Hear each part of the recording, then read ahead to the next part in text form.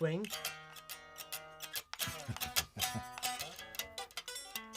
Gypsy jazz. There we go. Hey everyone, welcome to That Pedal Show. Dan here. Mick here.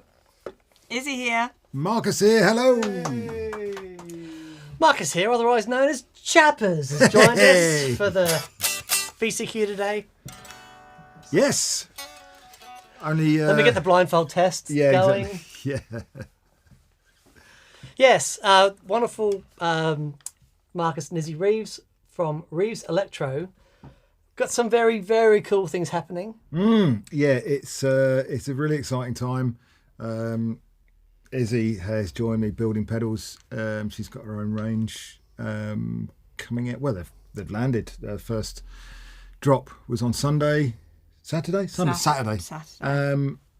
They went really quickly, so thank you to everybody.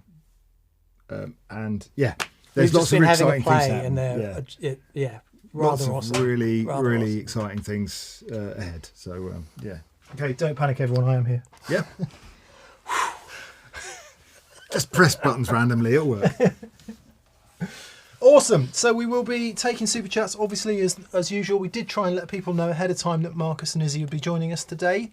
We won't do a lengthy introduction because hopefully those questions will come up in the as we get going, and you can answer as you go along. If they don't, I'll super chat. Nice. And, yeah. Get them Nice. going. We have Daniel from Queensland. Yeah. G'day, mate. G'day, Tiger. Come in, me, you. Dano. Across a croc, stuck with them right up his butt. Okay, roll call then. Let's see who we got on tonight. We've got Carl Longbottom is on. Hey, Hi, Carl. buddy. Nice to see you, buddy. And Carl is we'll start with your super chat, Carl. Who says if anyone's coming to the Manchester Guitar Show on Sunday, please call in and say hello. BV is on. 20 super chats. Okay, we may turn them off in a sec. This is the Thank guitar you, that BB. Carl made, in case people aren't aware. The one that matches the colour of your shoes and the amp you bought in. And it's a rather lovely thing. Yes, indeed. So Carl It says, is a lovely thing. Yeah, if yeah. anyone's coming to the Manchester Guitar Show on Sunday, please call and say hello. Music from the brilliant Gwyn Ashton and the amazing Gypsy Jazz Americana Blues, Alex Farran or Farron. Or Farron. Yes. So hit ye up on Google and check out the Manchester Guitar Show on Sunday. Lovely. Yeah, and Gwyn's 65 Strat. He's got a beautiful, absolutely battered Sunburst Strat with Awesome. hardly any paint left on it. I haven't seen him for years. Is he presumably still working hard, is he, Gwyn? Yeah, he got stranded out in Australia. He was out in Australia when lockdown happened. Oh, wow. He was been out there for a couple of years, but I've obviously let him back in the country. Yeah. So yeah, he's back. I think if I made a list of places to be stranded during lockdown, Australia would have been fairly well up there. Really, yeah, Not too absolutely. bad. Yeah. But big thanks to BV for moderating and being Yes, in the mate, chat. thank you so much. Thank you, BV. We really appreciate it. We'll start with some housekeeping before we carry on with the roll call. No VCQ next week or the week after. The next one will be Monday, September the 4th, because there will be vacationing happening, or indeed holidaying if you're in the UK. So we won't be here for the next 2 weeks. And why don't we do it now, Markus? Why don't we do it now? Mick, should we do it now? Let's do it now. So we were trying to figure out a Patron giveaway, and because Markus was here today, we thought we should mark the event, really. And Markus is very kindly allowing us to give away. Look at this thing. Hide your eyes. This people. is a historical artifact. Back a bit, back a Back bit, a bit, back a Dan bit, needs back to a bit, hide his down, eyes. down, Dan down, needs to down. hide- There There we you go. Beautiful, beautiful. So I don't know if you can hear me, but this is a Black Hat Sound Fuzz. It's one of the very, very early ones I made. So what? Let's swap over. Yeah.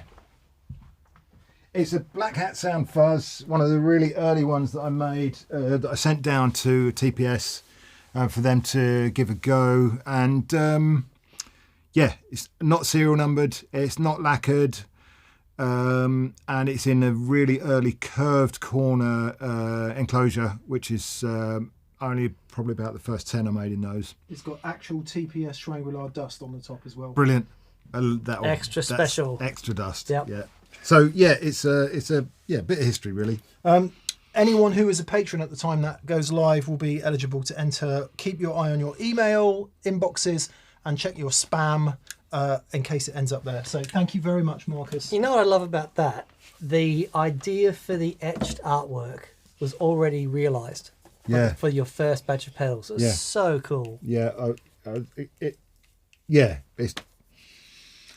I love all that stuff. Yeah. Especially the Art Deco thing. It's been kind of something that's I've had a love for way long before I made pedals. So it was a no-brainer to put stuff like that on the top of them. Beautiful. So, yeah. Beautiful. Kelly McClure is on from Southwest Oklahoma. Hi, Hey, Kelly. Richard Pribenow. Now, Charles Romastant is on. Kim Halfmoon, good morning from California. And Louis Perez Rubina, hello from Chile. Chile. Ranzer is on. Hi, Hey, Ran. Dwayne Jessam is on. John W7, greetings DNM, Markus and Izzy. Hellos from the swampy south of Dallas, GA, USA. Wow. Georgia, that would be, would it?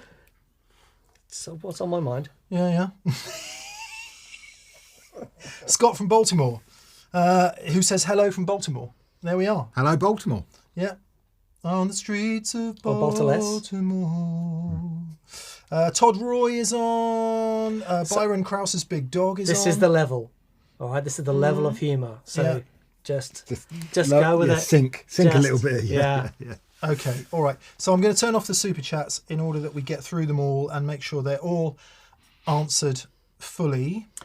Seeker Electric Effect says, what's up, Markus? Hey, Mike, how you doing? Your truth and your silencer on the desk over there, mate. Yeah. I was lucky enough to meet Mike this year at the NAMM show. At the hang, yeah. At the hang, the hang that Chase Bliss organised. Didn't Chase Bliss just celebrate some 10th birthday or something? Was that this week? Yes. Or was it last week? It was recently. Recently, yeah. You never know with Instagram At because it's some not in point At date. some point in time, Yeah, it was their 10th. It's not in order anymore, is it? And they're doing some little pedal party things as well, Yeah. which are really cool. The first Oh, one's here in Whitney. the UK. In one in Whitney. the Yes, next one. we are going to get involved with that, by the way. Yeah. I'll be showing there as well. So We've decided. Okay, let us then gallop to the chats of super. For those of you just joining, if you didn't get from the start, it's Markus Reeves and Izzy Reeves who've joined us today. Actually, Markus, just or both of you, give us a brief potted history of why you're sat next to each other here today. Well, 3 years ago, basically, I sent some pedals into TPS, and they very kindly featured them. And One of those, it was this. one of these, this The Black Hat Sound was in that on January the 17th. Sorry, July the 17th, 2020, and literally it's been non-stop since then. So thank you everybody out there for that. I owe a debt of gratitude to the guys here at TPS, and I come down and visit them whenever they say yes. Basically, To paraphrase Bob yeah. Bross, you owe us nothing. yeah, You owe exactly, us nothing. yeah. But you're on my permanent Christmas card list. Oh, So, that's there very we go. kind, mate. Yeah, so Well, that's I it. remember first seeing. Hang on. But we've got Sorry, Izzy. Sorry. Yes. And I'm Marcus's daughter, Spawn, if you will. Spawn of Reeves. Yeah.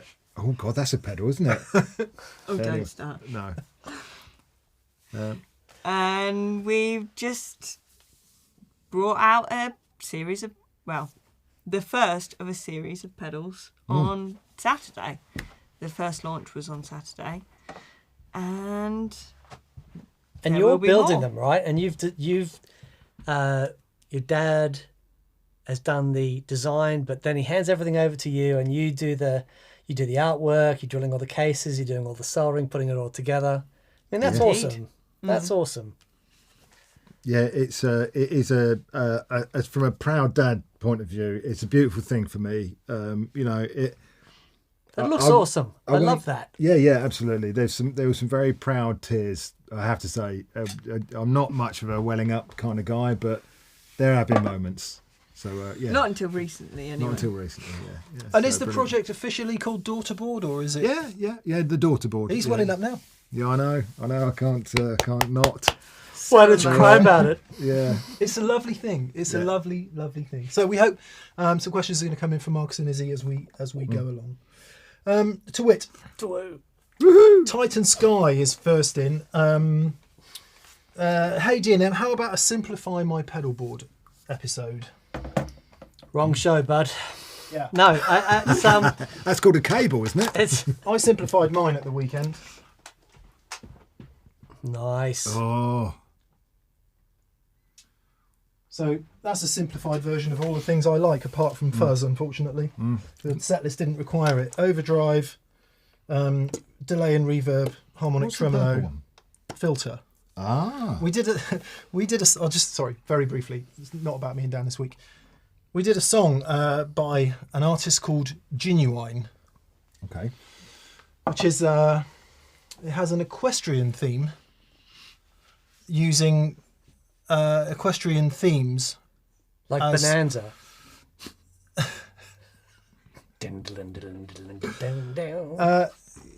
As metaphors for intimacy between a man and a lady. Ah. It's called I can't unsee that now, can I? It's called Pony.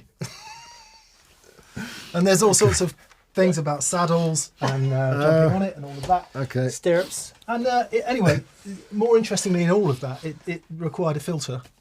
Well, obviously. Yeah. Yeah. Like they So do I'd like to thank Genuine for the inspiration. for that. Yeah. Yep. I mean, if you went to see him, I bet he'd have a lovely pony there. Yeah. And that's what it would actually be about. You can get Yes. riding boots with the whips and stuff in them, can't you? I just think he's an equestrian enthusiast. He must be. Yeah. Yeah. Anyway. Moving on. Moving on. Sorry. Yeah. It just, that's what the filter's for. Right. Okay. Yeah, anyway. So simplify my board. Yeah, we should do that. Yeah. We kind of have done it a little bit where we had to choose one guitar, one pedal and one amp. And we both did a reasonable job of that, as I remember. But yeah, okay. Yeah. How I like to it. simplify. If that's what you want I to mean, do. it's the theory of Occam's razor is a great thing to apply to any conundrum. The Occam's razor is take the simplest, most straightforward route towards the outcome you want. So, yeah, it does make sense. If you don't None of need us it. here have been applying much razor of any type. No, this is very true. That's why you're getting some side eye shaved from this Mick. morning. there. Yeah, yeah. Thank I you didn't very want to speak. much. I didn't want to speak for you, but I think for the three of us. Yeah, my beard was overtaking Dad's. I thought Right, I'd okay. best get rid of it this morning. I'd never heard of that before. Occam's Occam's razor. razor. No. Oh, look it up, Mick. Yes. You will. I will. You will spend a day's rabbit hole on that at least. I feel I might enjoy it. Okay. Yeah. All right.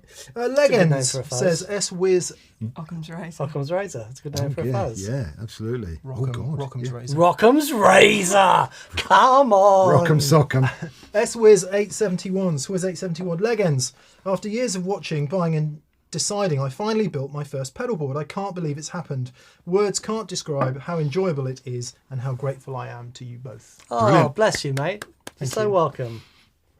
Yeah, welcome to the crazy house. It's downhill from now, I'm afraid. Yeah. Bobbler 42. Yours from under the Corona Boulder. From under the Corona Boulder. Are you under a boulder in Corona, or am I just being dumb? Don't know. Or is that Under something the to Corona Boulder. do and ankles? Anyway, sometimes being late to a party isn't so bad. Caveat: you hate all speakerless things. I found a NAM video of you schwanging on a Synergy stuff. Were you just being nice for the cameras? So at NAM you can't hear anything anyway. Yeah. So we were probably drunk.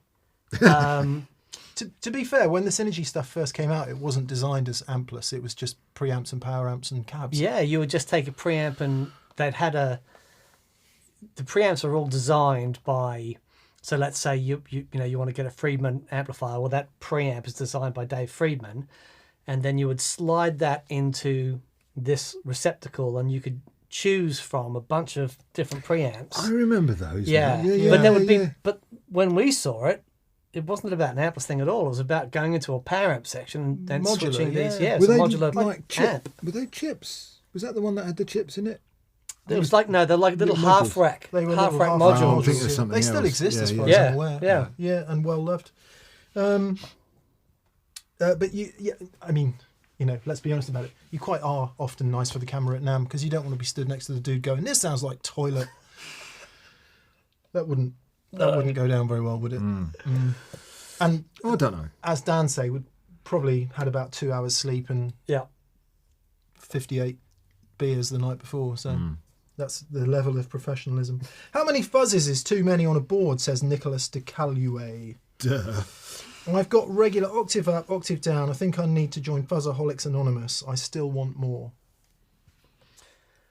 It is. Do you know what? As long as you've got a decent switcher and you can always keep it first in the chain, you don't need anything else.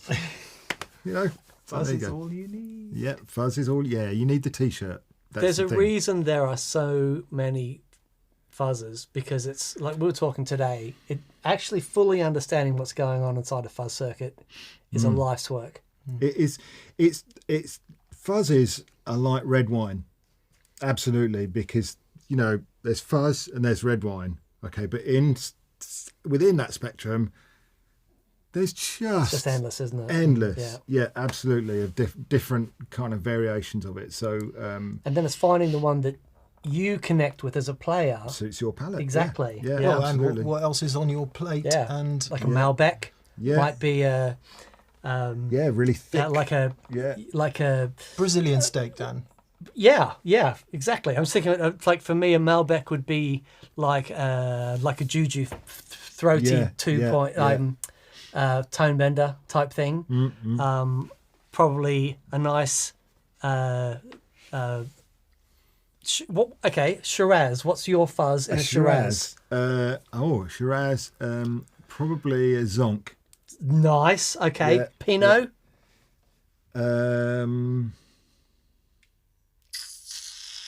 Big Muff.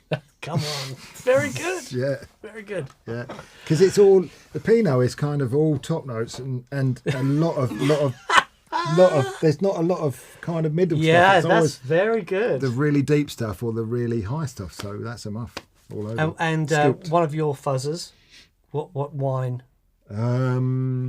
Probably the Black Hat Sound is probably something from Cahors. So Malbec. I'm going to say A it's a good Malbec. Malbec. Yeah, There you go. If Lovely. If you can find it. Yeah. Excellent. More alcohol talk soon. Matt McGrath. Hello, Matt. He said, I had to let the del verb go, the UA del verb. Unfortunate, as it added fizz without any amount of gain because of the buffer. I watched Mick chooses an overdrive in the delay and picked up a Clockwork by J-Rocket.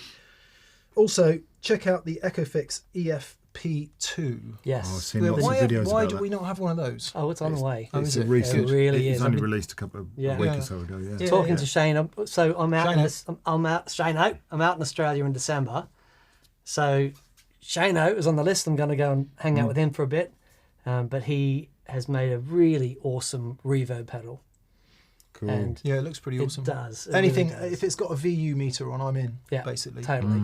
Yeah. Funnily enough, Matt, you say about that, when we plugged it in, I didn't like it for the buffer either, but I've done 2 gigs with it now, and I've enjoyed both. Yeah. Because that extra kind of up top is great, gets you heard. And because I didn't have a switcher for the last gig, it was just on all the time anyway, so I compensated at the amp and with everything else. And actually the extra fidelity, because I was also using the Nordvang Gravity, which also is buffered the whole time as well. So 2 things I would normally avoid like the plague actually worked fine in the end. So What were you using the Les Paul and the Strat? just my Strat, Just the Strat. just the old Right. Strat. Yeah, it was great. It was and the 2-Rock TS1, which sounded the best I have ever heard it or many other amps. Well, not with me playing, by the way, with John Cordy playing. And it was just like, oh yeah, Amazing. oh yeah. That's so good. What you don't get on camera is just actually how much you want to stroke that amp every time you walk in the room.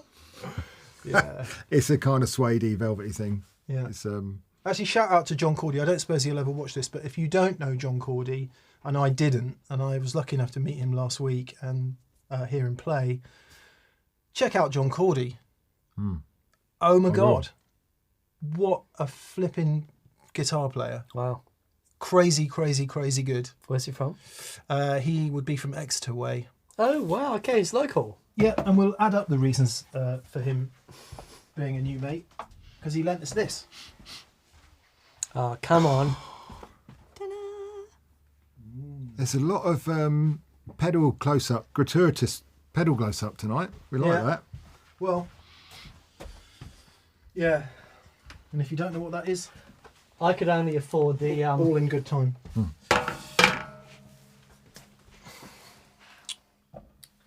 Where'd it go? I could only afford a single knob. The junior one. Only one knob from Pete. Only Yeah. for the one knob. There you go. But, yeah. Obviously, John's got the whole collection. Yeah, John's got the whole thing. Yeah, good luck with the clockwork, Matt. It was really spectacular. Unfortunately, I think I killed ours. Not quite sure how, but it has stopped working. So, and that was a shame, because every time I look for a delay pedal, I always want to use that one. Steve Cassidy Guitar says, can we get John Cordy on the show? His playing is incredible. Yeah, That'd be fun. yeah. And so I stopped. No, Iron Wolf 70. Guys, I'm sorry there aren't any questions for you guys yet. No, There that's will all right, be. Don't worry. There will be. There will be. Iron Wolf 1776 has a fast question in relating to Friday's topic. Mick, when you spoke of nut lubricants, you mentioned several.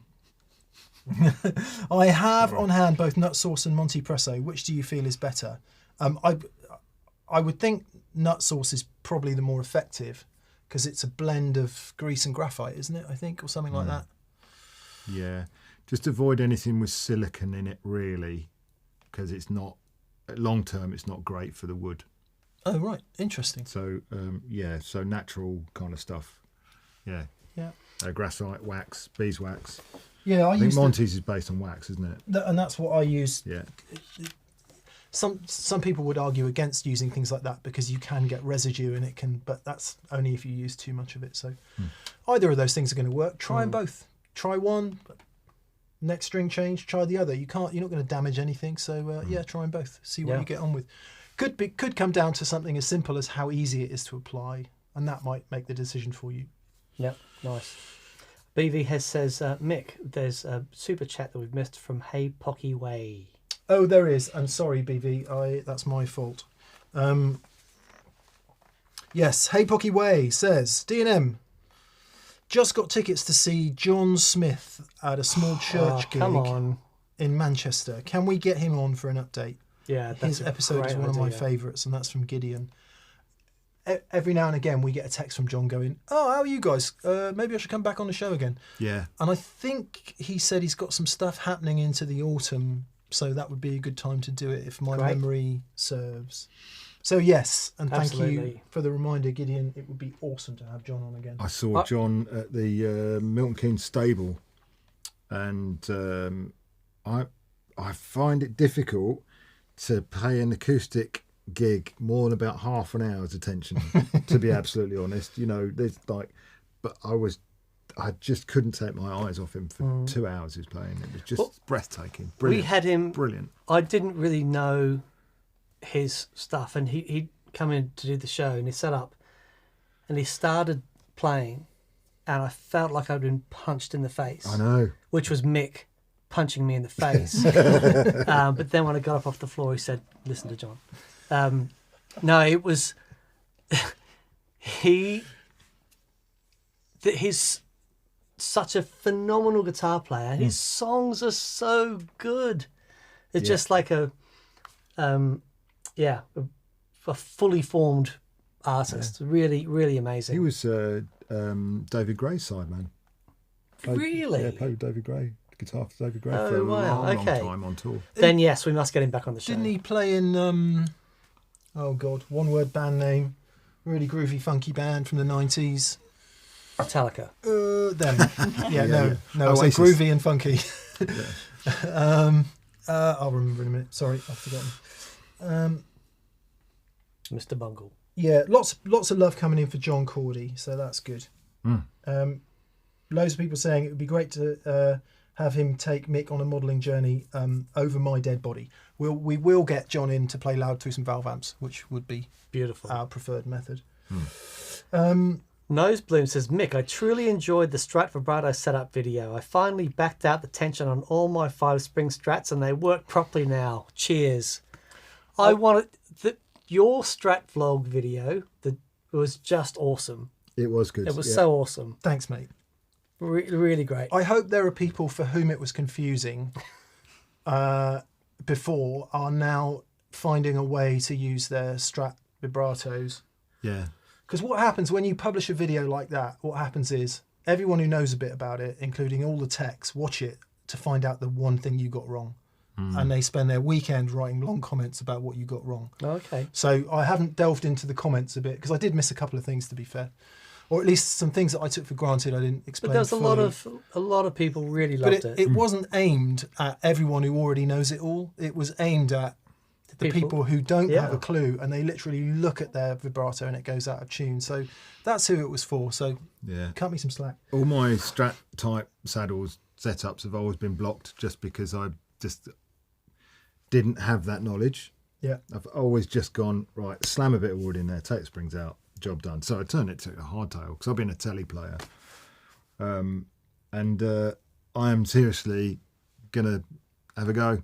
Nice. And sort it out, I think. Yeah, nice. Because it's just, the way you described it, Mick, was just very succinct, and you kind of just put it in all the right pockets. And As succinct as I can ever be. Yeah, no, it was. It was really kind of, it was a great. Thank you, mate. Yeah, Thank good you. work, mate. Yeah. And so I stopped. Hello, Tony. Nice to hear Hi, from you, Tony. mate. He says, congratulations, guys, on the daughter board pedals. Yeah.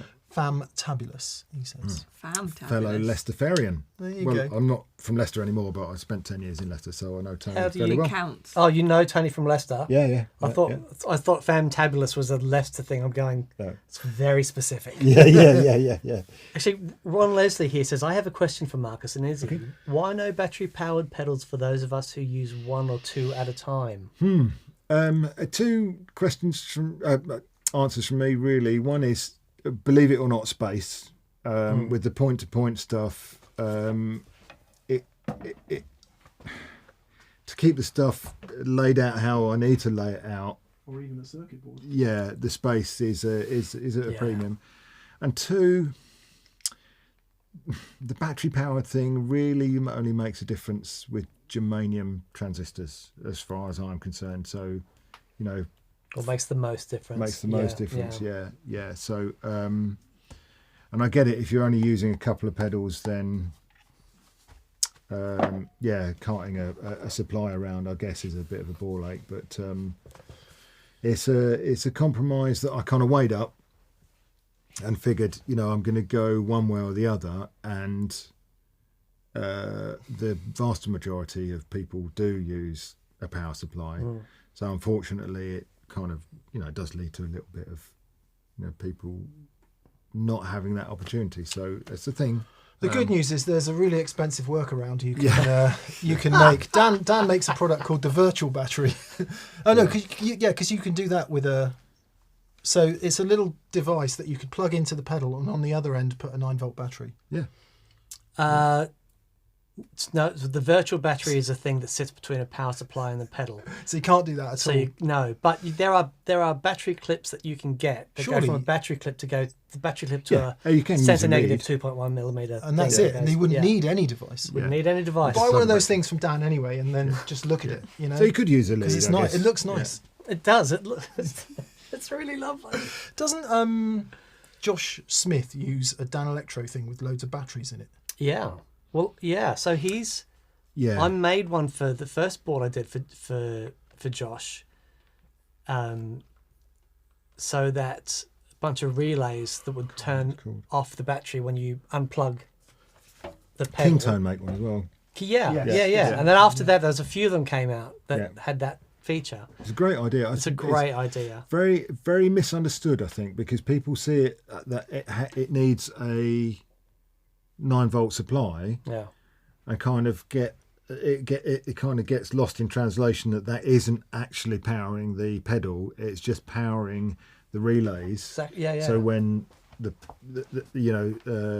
board is powered up, you then are able to turn the battery on and off, and it doesn't kill the battery. Yeah. Otherwise, because if it's in a board and everything's plugged in and the circuit is connected when the input jack is plugged in, then it'd be on the whole time. Yeah. And considering, like, generally, you know, I don't know what the current draw is on, say, your Black Hat sound, but they're like single-digit milliamp. tiny, you know? yeah. And if all you're doing is using them when you play, they'll last freaking loads of gigs. Yeah. But When it goes, yeah, sure. But if it's on when you know, with the board and you put it away and you leave it there for a week and come back and go, oh, my battery's flat. It's like, yeah.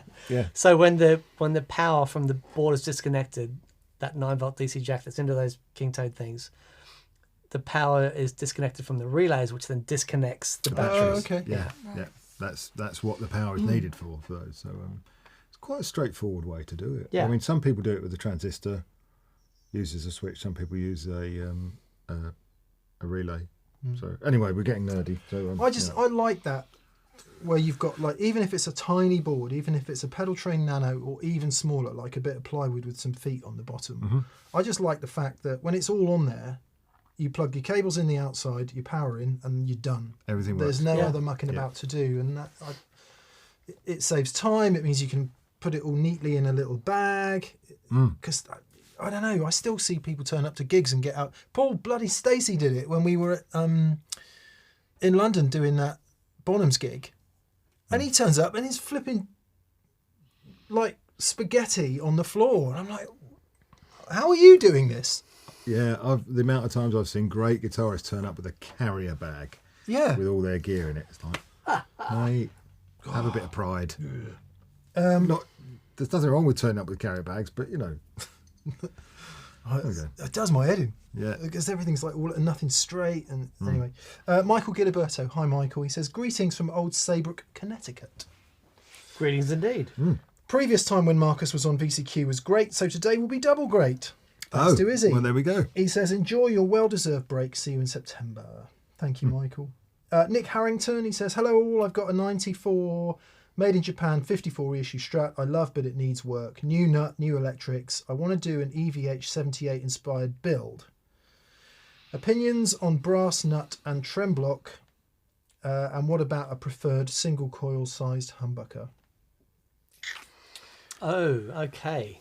I'm going to make one request on this, and then because I don't know a lot about these guitars, but the one request I'm going to make, all of the EVH builds that I've seen, they do that thing where they cut out the extra bit around the bottom end of the humbucker. And I've seen new guitars with all the EVH paint job, and then with that just Hacked silly hole. Yeah. His hamster did that. Did you know? Okay. He was doing the mods. He went off to get a cup of coffee. And his hamster... just chewed that extra hole out. Okay. Well, unless you have a hamster that you're going to sit on the guitar and chew that hole out, just leave it. Don't bother. Just put a bit of texture on there with that, you know. Just don't, you know.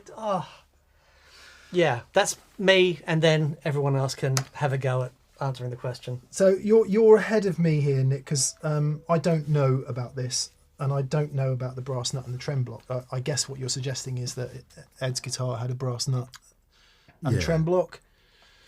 What, like pre-Floyd Rose? Yeah, would have been the Franken Strat, wouldn't it? I guess. Yeah. And whether the Floyd had a brass block on it or what, I think an EVH forum or even the gear page might be a better option for this. The good news is, in terms of the block anyway, it's a fairly inexpensive thing, so you could try both and see what you think. The nut's a bit more qualified in that you would have to get it done and refitted if you didn't like it.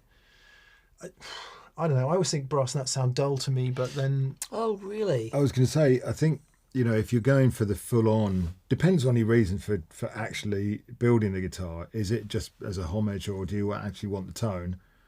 I guess if you're after the tone, the brass nut makes such a drastic change to the tone of the guitar.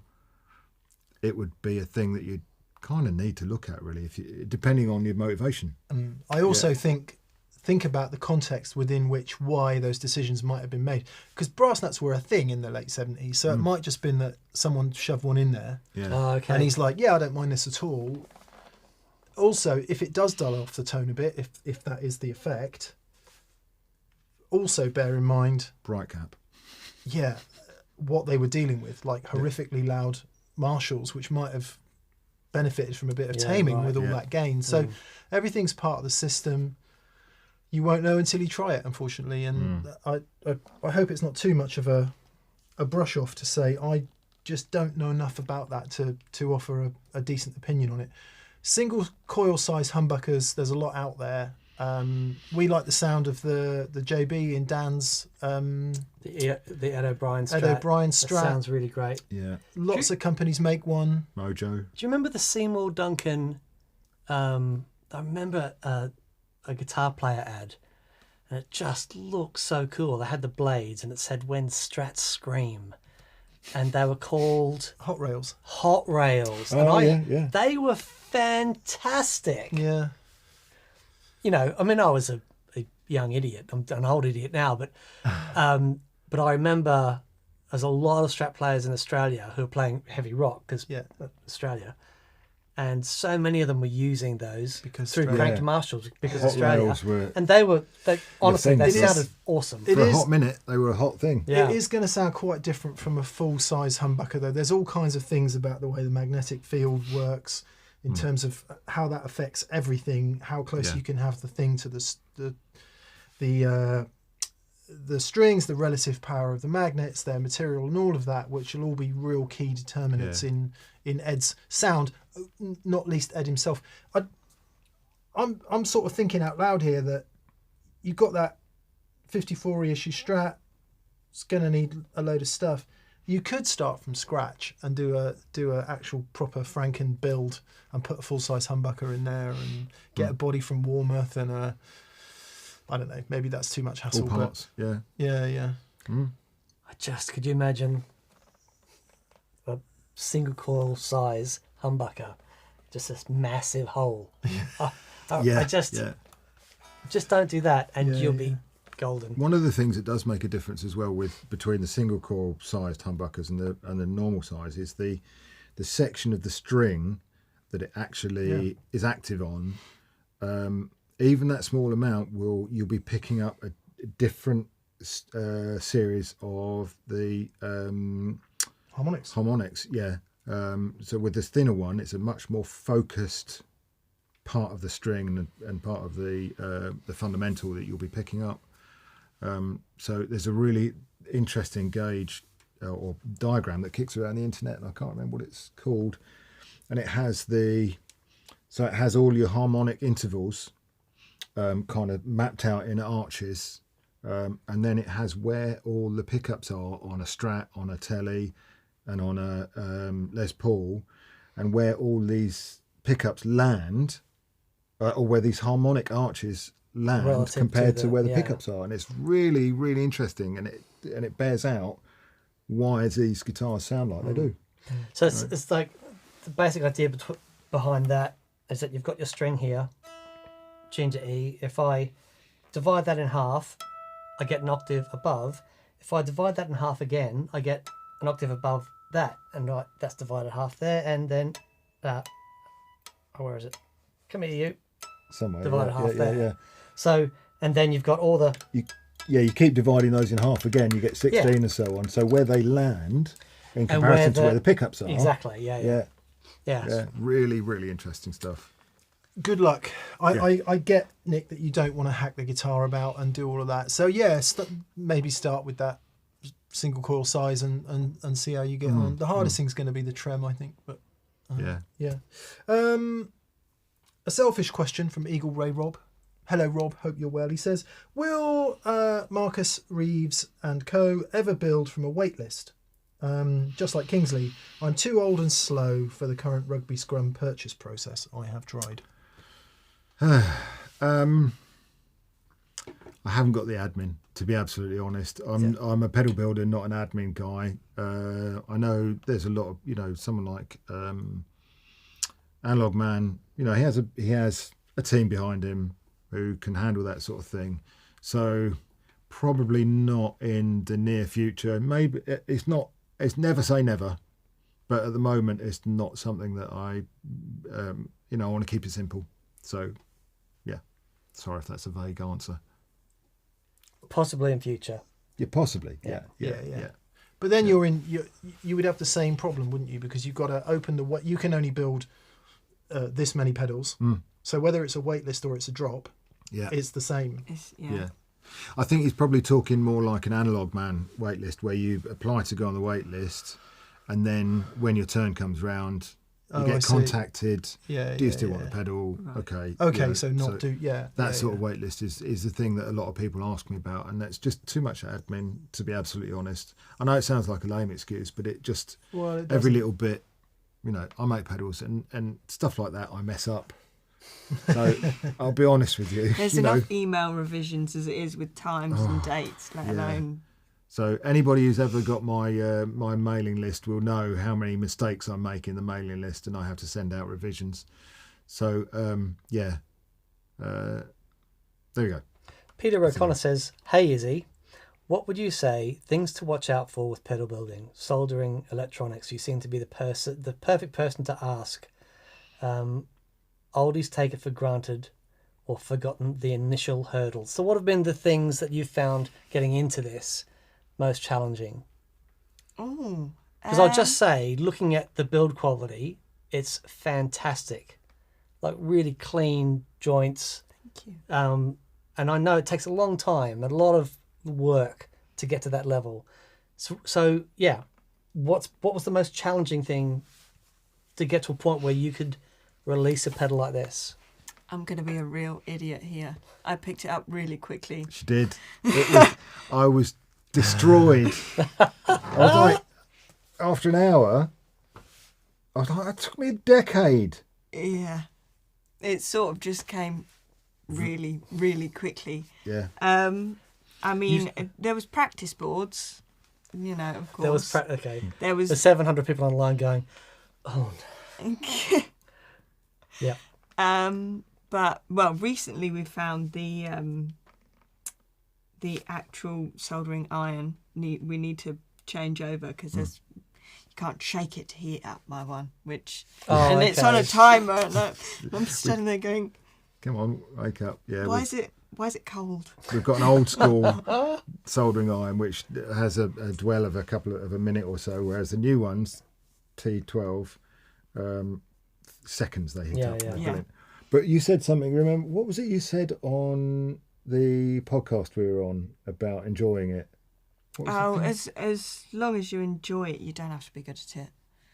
Oh, okay. You don't have to be good at everything you do. As long as you're like having fun, you love it, you enjoy it. That's true. It does help to be good at it, though. Yeah, it does help to be good at it. But I think if you enjoy it, you get there eventually. You have the motivation to keep going. Oh, yeah, okay. So, okay, that's very true. So don't be afraid to be rubbish at something. Yeah, well, I'm not. So, never. Yeah. One day I'll get there. But no, it's... I think, because, part of the conversation we're having about, the pedal looks great, and you design the artwork as well for it. And I'm assuming you're doing all the new artwork for all the Daughter series. Yeah. What can we look out for and like what's coming up next? Are you allowed to say, or are we sworn to secrecy? Well, what's your hot take on that?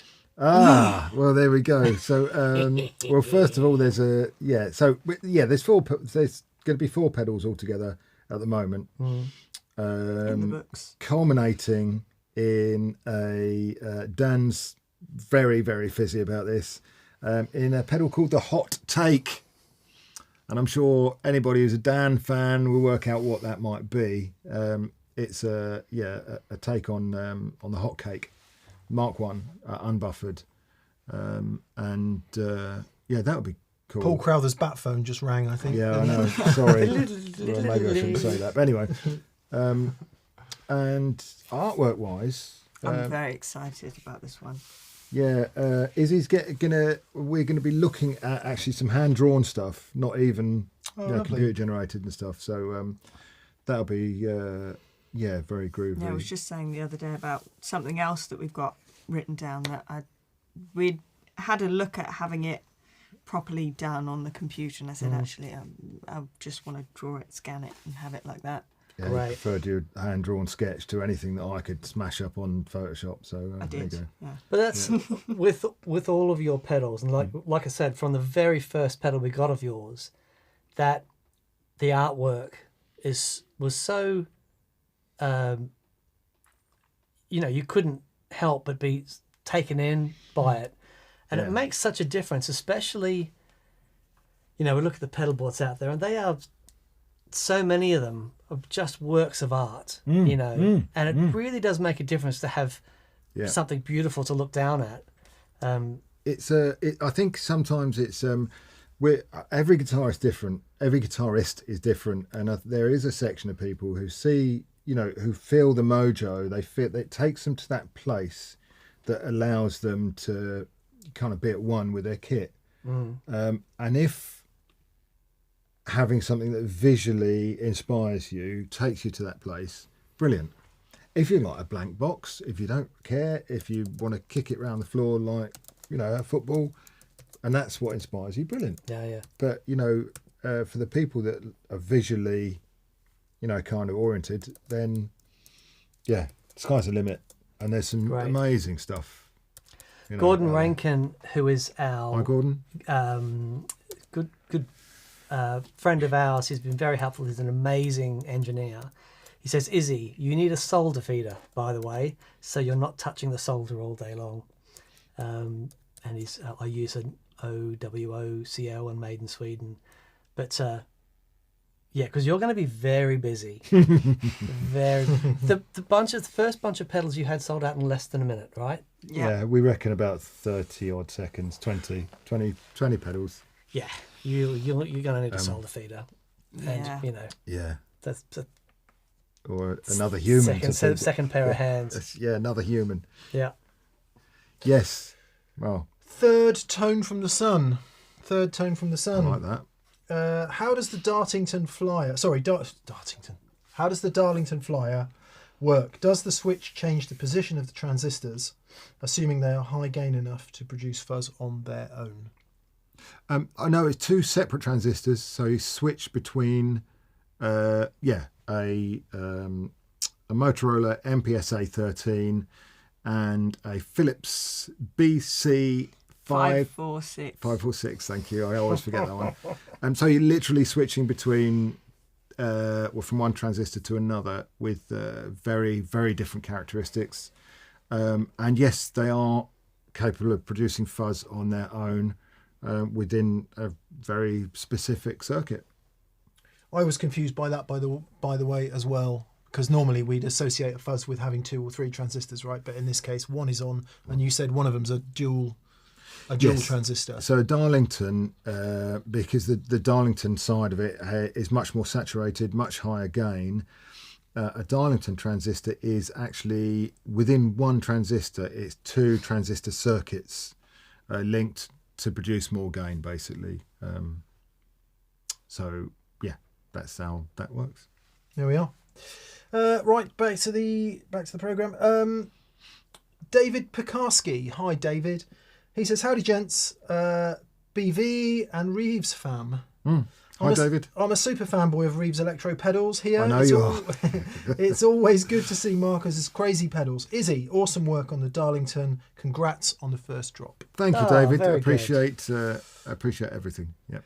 Carl Longbottom, we read this out earlier, but just a reiteration of, if you're going to the Manchester Guitar Show this Sunday, please go and say hello to Carl.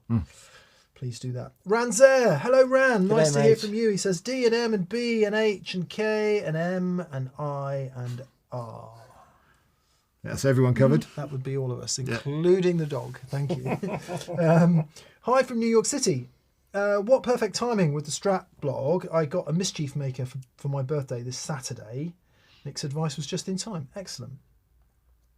Mischief Maker is a Strat with a telly headstock, right? Oh, okay. I think. Oh, really? I think so, yeah. Oh, heavens. Yeah. Okay. I think that's what that is, if I'm right. And maybe some other Telecaster-ish featurealizations, I think. I think. Oh, I need to look at this now. I need to see if it's got a square heel or a round heel. I'm still guessing for Stratosonic, which is the rattle can version, which is a single pickup with the wraparound saddle. Yeah. So it's like an SG Junior, but on a Strat body. They look so cool, and they've got a Strunia. Yeah, they've got a butterfly scratch plate as well. Looks amazing. So yeah, Stratosonic. Guitars you like with butterfly scratch plates then? Corona. No, not what's the Epiphone? Oh Epiphone. yeah, the Coronet. Coronet. That's it. Yeah. Okay. Yeah, beautiful. Tele headstock, Yeah. but round Strat heel. Oh wow, so it's just the headstock. It's just the headstock. All right. I'm going to go with So the they- Gibson J180 Everly Brothers. Oh, nice. If it was a 180 or if it might have been a 160, can't remember. Anyway, the Everly Brothers butterfly scratch plate. So by butterfly scratch plate, you mean like symmetrical, yeah? More or less. Yeah. Yeah. As symmetrical as it can be. Yeah. And actually, the later SGs look okay with them too, as well, don't they? Have a look. Ran also says, by the way, Stratosonic rattle can. congrats to Izzy and Markus on the Darlington flyer. Thank you. From Ransair. Hi, Troubadours of Tone, says Mike Turner. I have a Princeton and an AC-15. Will they pair nicely for wet dry? If so, any advice on which to use for which? Okay. Yes, they will. They will. Similar game, They will kind of absolutely. power. Yeah. The only thing is, the problem that you might have is between, if you've got a Princeton with a 10-inch speaker and an AC-15 with a 12-inch speaker, sometimes because of the different sort of reactions of the speaker, sometimes it can be difficult to work out when it's in phase or when it's out of phase. So that's just something to be aware of. I find it, we find in here, if it's going to be part of your rig, right, it's worth recording both and then checking the waveforms and then, flipping the phase and making sure that you'll see one side will be in phase. That's the side that you want, because when you go to a gig with the microphones on them, even though it might be harder for you to hear on stage if they're in phase, when it goes out the front, if it's out of phase, it'll be a problem. So work out exactly which, when they are in phase, and then just stick to that. But yes, it is a fantastic combination. Yeah, perfectly suited, I would Yeah, say. perfect. Yeah, because they're power out. Yeah, I mean, Similar try it both sort of, ways. If one of them is overdriving more than the other, make the wet amp the one that's overdriving less. Mm-hmm. Failing that, if you're both running them relatively clean, I personally would make the Princeton the wet amp because it's got more bottom end response. So anything in your delays and reverbs that you want to hear fully, Princeton puts out a ridiculous amount of bottom end. Yeah. And that Was might... it Princeton 10? It's a 10 though. Yeah, standard one, yeah. Yeah. But even the standard ones put out Yeah, yeah. bonkers amount of bottom end. Much more than the deluxe reverb, it seems to me. But anyway, I'd do it that way around. But the good news is, once you've set it up, all you've got to do is take two cables and swap them over. And it might be that you prefer it that way. Mm. So try it both. I personally would start with the Princeton wet. But what are you looking up, Dan? Is that the one you're talking That's exactly the one. Oh, yeah. That's a great looking, just such a cool There's a looking mahogany guitar. body as well. I think that's just Just painted. a paint colour. about? Doesn't so? That's the rattle can. Okay. So strap body, butterfly pickguard. Is that a P90? Yeah. Yes. And a wraparound. And a wraparound, yeah. Strat Junior. Yeah. Strunia. What's the Scragunia. guitar looks like? It'll come to me. Albus Band, Aaron. Hello, Good day, Aaron. mate. Aaron is on. He says, hi, guys. Mick, thank you for Friday's vlog. Oh, no, that's from Marvin Box. Albus Band says, I'm really influenced by Mozart and Bach. It's like a Mark piece. What's the name of this piece? Izzy, have you ever seen Spinal Tap? Okay. It's your Dad- homework, Dad, then. you've got That's some your work to do. homework. No, fail. There's a lot of Spinal Tap quotes on this show, and that's one. Okay, just for your reference there. Is hello, my lovely leg ends, Markus and Izzy included. I have a question for you all. If you had one fruit or veg to live off, what would it be? That was out of left field. Apples. Specific apples, though. Oh, Picky. we had a fruit and veg conversation today, actually. Yeah, Bramleys. I love a Bramley because you can eat the whole thing. A Bramley apple. Yeah, you can eat it all. There's Pips and nothing. all? Yeah, there's nothing at all chewy or waxy or nasty about it. I thought the pips had cyanide in them. Yeah, but you've got to eat an egg cup full before they do it. But if you only have apples to eat for you, like that's all you can eat, This is very then true. you're probably right, going I'd to split eat the an egg apples. cupful I'd of. split the apples, the pips out. Then Yeah, Izzy? Fair enough. One fruit or veg to live off? Oh, beetroot. Random. Oh, controversial. I Yeah, know. well, you can do so much with it. Yeah. Make a cake, Falafels. Yeah. savoury, sweet, pickled. Yeah. Just boiled up and vinegared some beetroot yesterday, funnily enough. There we are. Dan? It depends if I'm allowed to. If It's not going to be kiwi, is it? no, Or kangaroo. no, I do like yeah.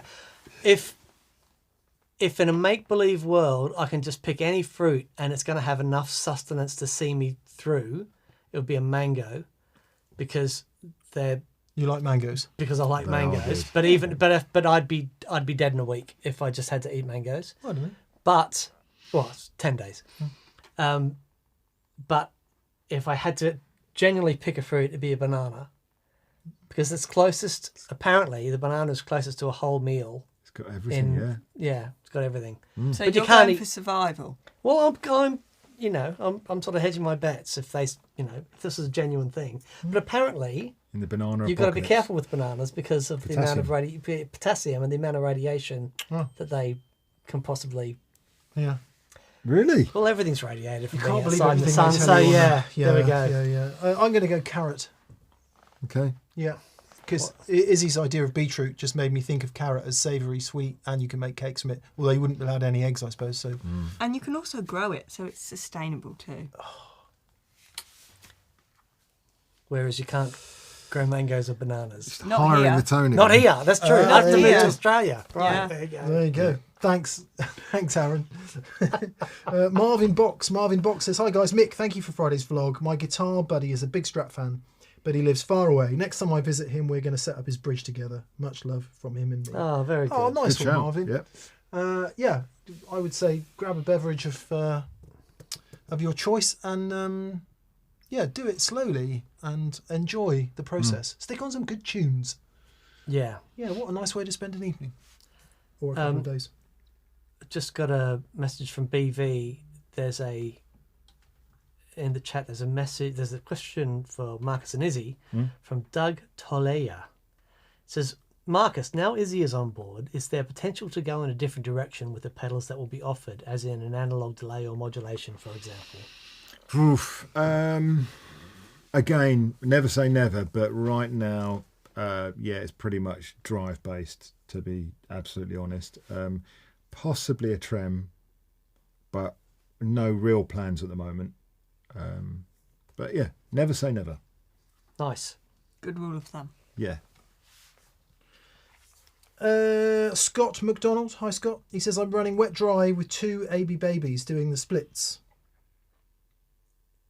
Wet Two? dry wet. Oh, wet, Sorry. dry, wet. Okay. I was yeah. confused. My fault. Wet dry wet. With 2 AB babies doing the splits. Is there any way I can use the pre-boost function on my Mobius without using an effects loop or switcher? Okay, so the Mobius has got a pre and post function, which means presumably you can put something in its loop, can you? And Yeah, and you can change where that goes. yeah. Yeah, it is. I'd have to draw it out. The easiest thing, if you've got a complicated signal path like this, just draw it out. Just pretend that it's a pipe and there's water flowing through it, and you can switch things. I'm going to change the water from this direction to this direction, which is something you can do in the Mobius. But I just find it so much easier to visualize it if you put the AB babies and the Mobius and whatever else you've got on the board, work out exactly things that you want to go pre and post, and I mean it should totally be doable. If you can't work it out, just get in touch and then I'll have a look. It's just either DM or through GigRig and we'll work it out.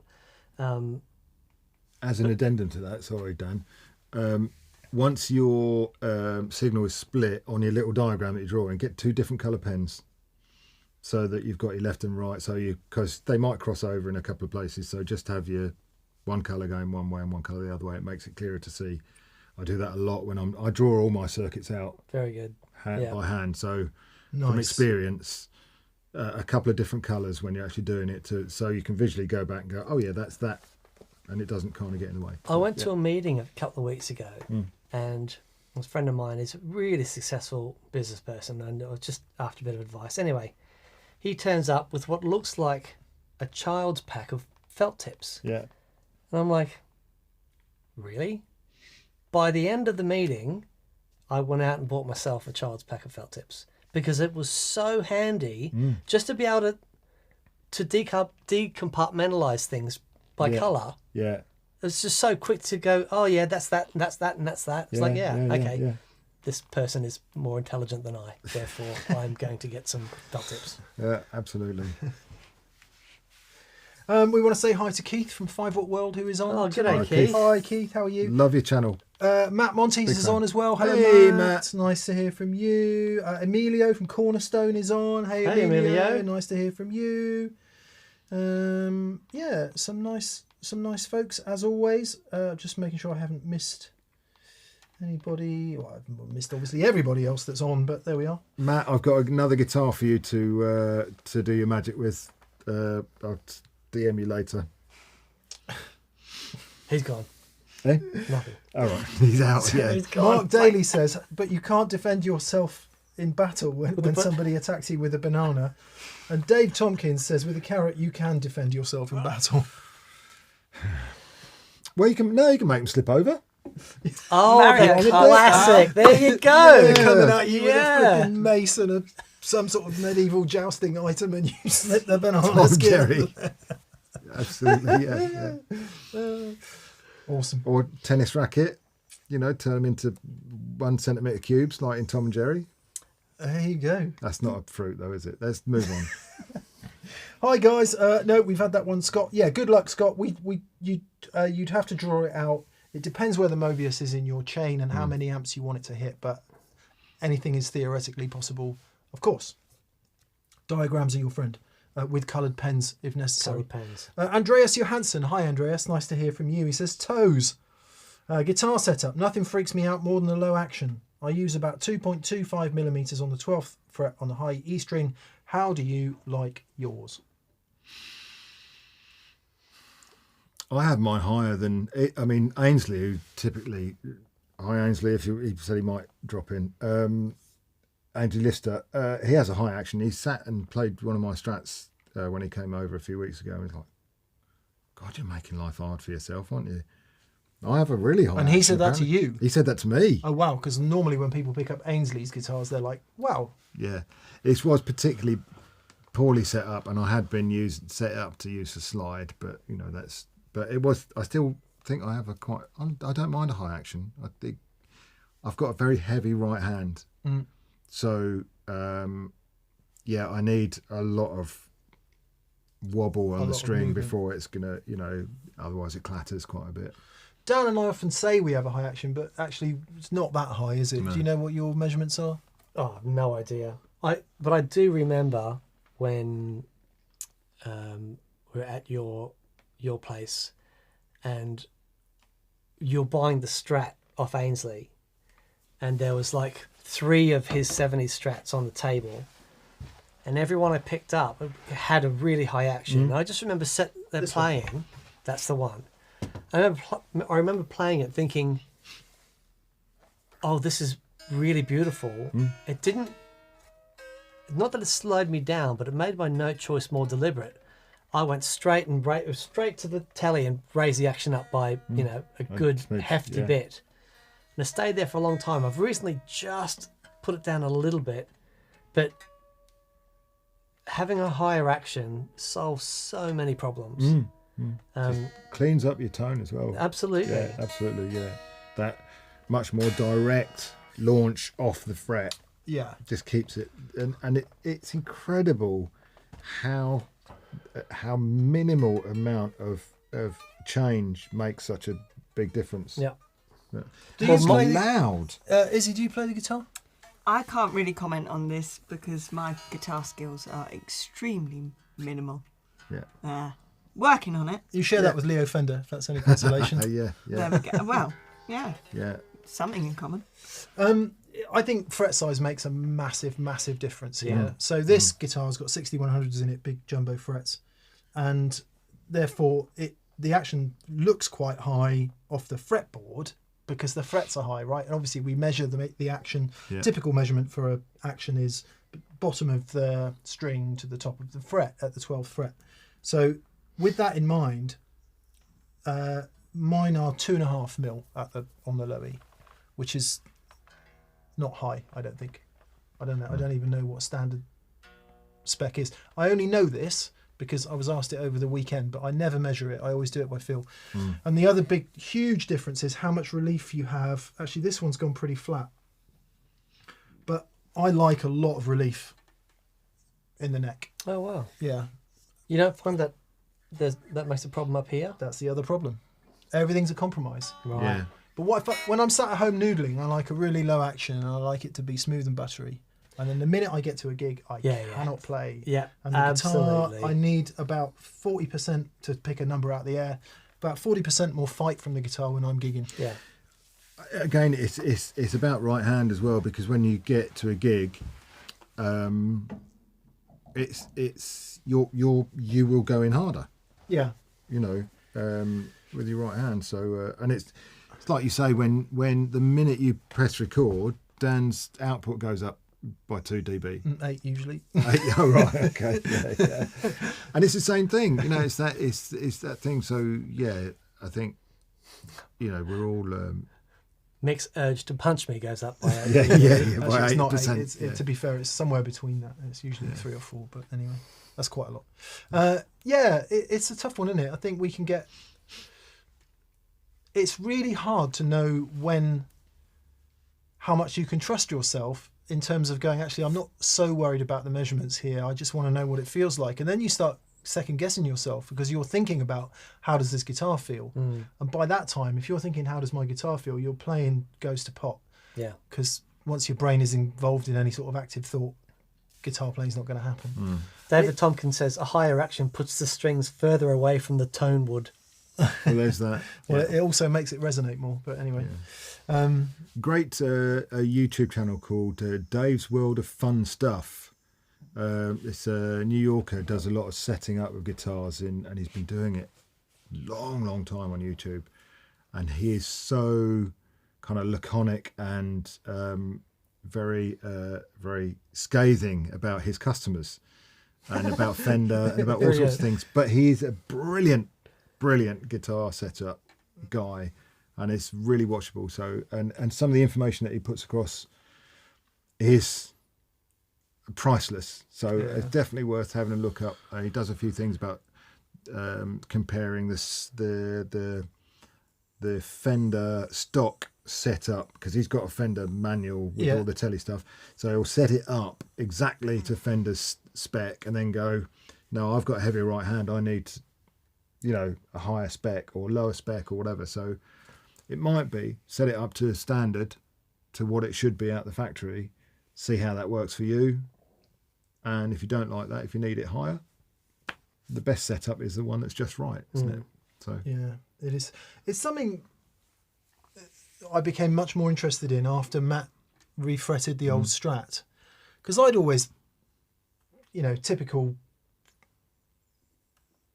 too much hard work, therefore don't get involved.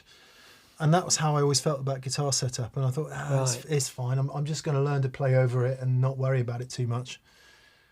And actually, the difference that it made to that old guitar, not just the refret, but the setup as well, was beyond anything I could have imagined. It sounds completely obvious if you know this and you do this regularly, but it wasn't obvious to me.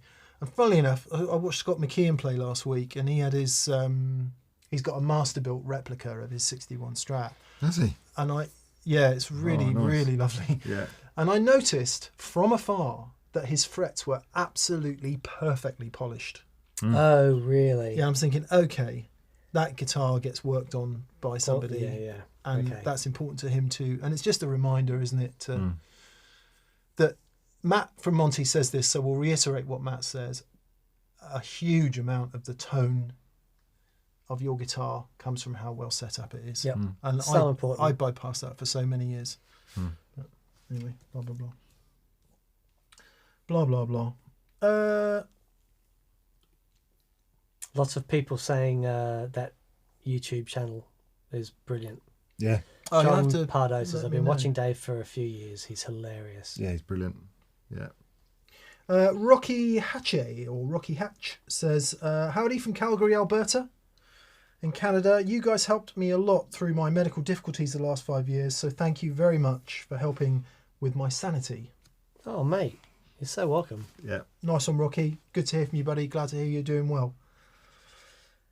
Raf Freitas, he says, friends, old and new. Hi from Philly. I'm converting an old PA tube amp for guitar. It's a Signet 22.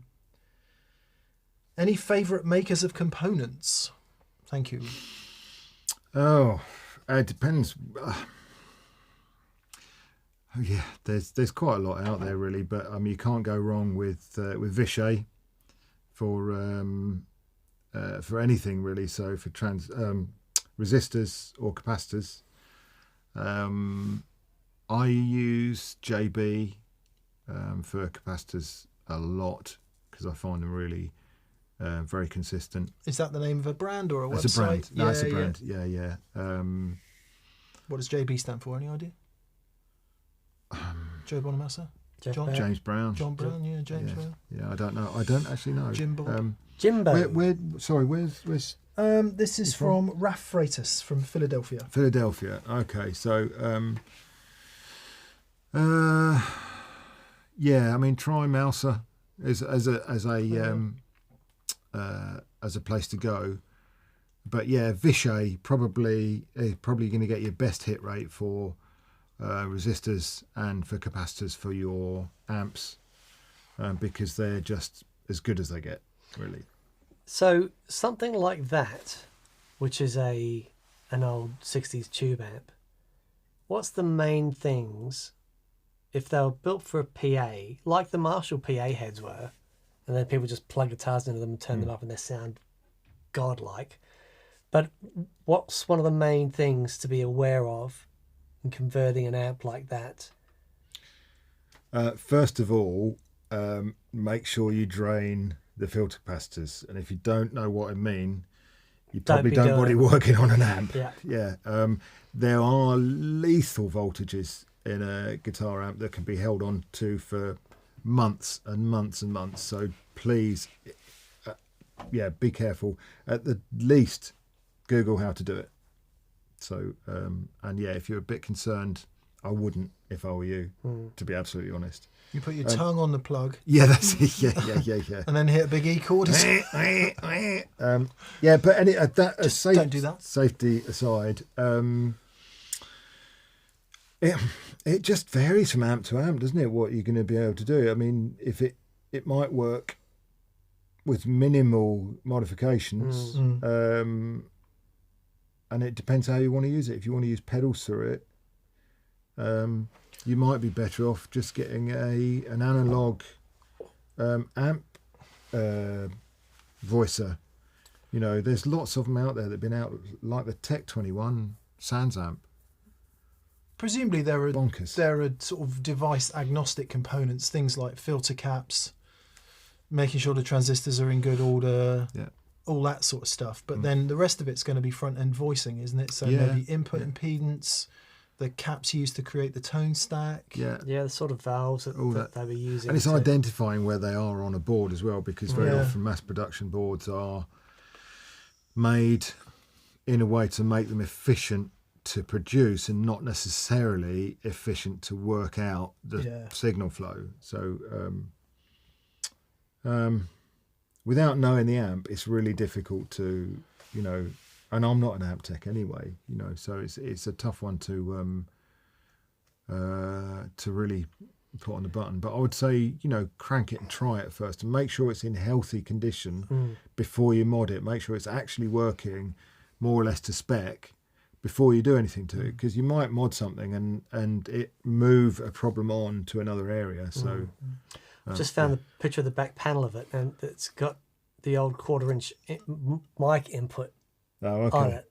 Awesome. So, and also the old PA Deluxe has speaker one of those. connections on it. Oh my word. So, but I reckon It probably you sound could just pretty good. Crank just it. exactly just Yeah.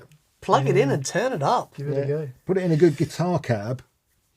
Use a guitar speaker for it, and you might find that it will do the thing. There you go. First things first. Put it into an appropriate speaker. Yeah.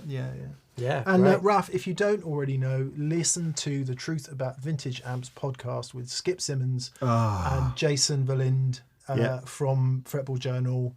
The Truth About Vintage Amps. It's among the best things ever on the internet ever, apart from videos of fat people falling over and dogs doing funny stuff and all that. People farting. I saw a brilliant one the other day on Instagram. So there's this dude with his nunchucks, right? 5 candles in front of him, which must be a nunchuck thing, I don't know. And 4 candles. he's like, and uses the nunchucks to blow the candles out. Next person does all that, hits herself in the head with the nunchucks, turns around and farts the candles out.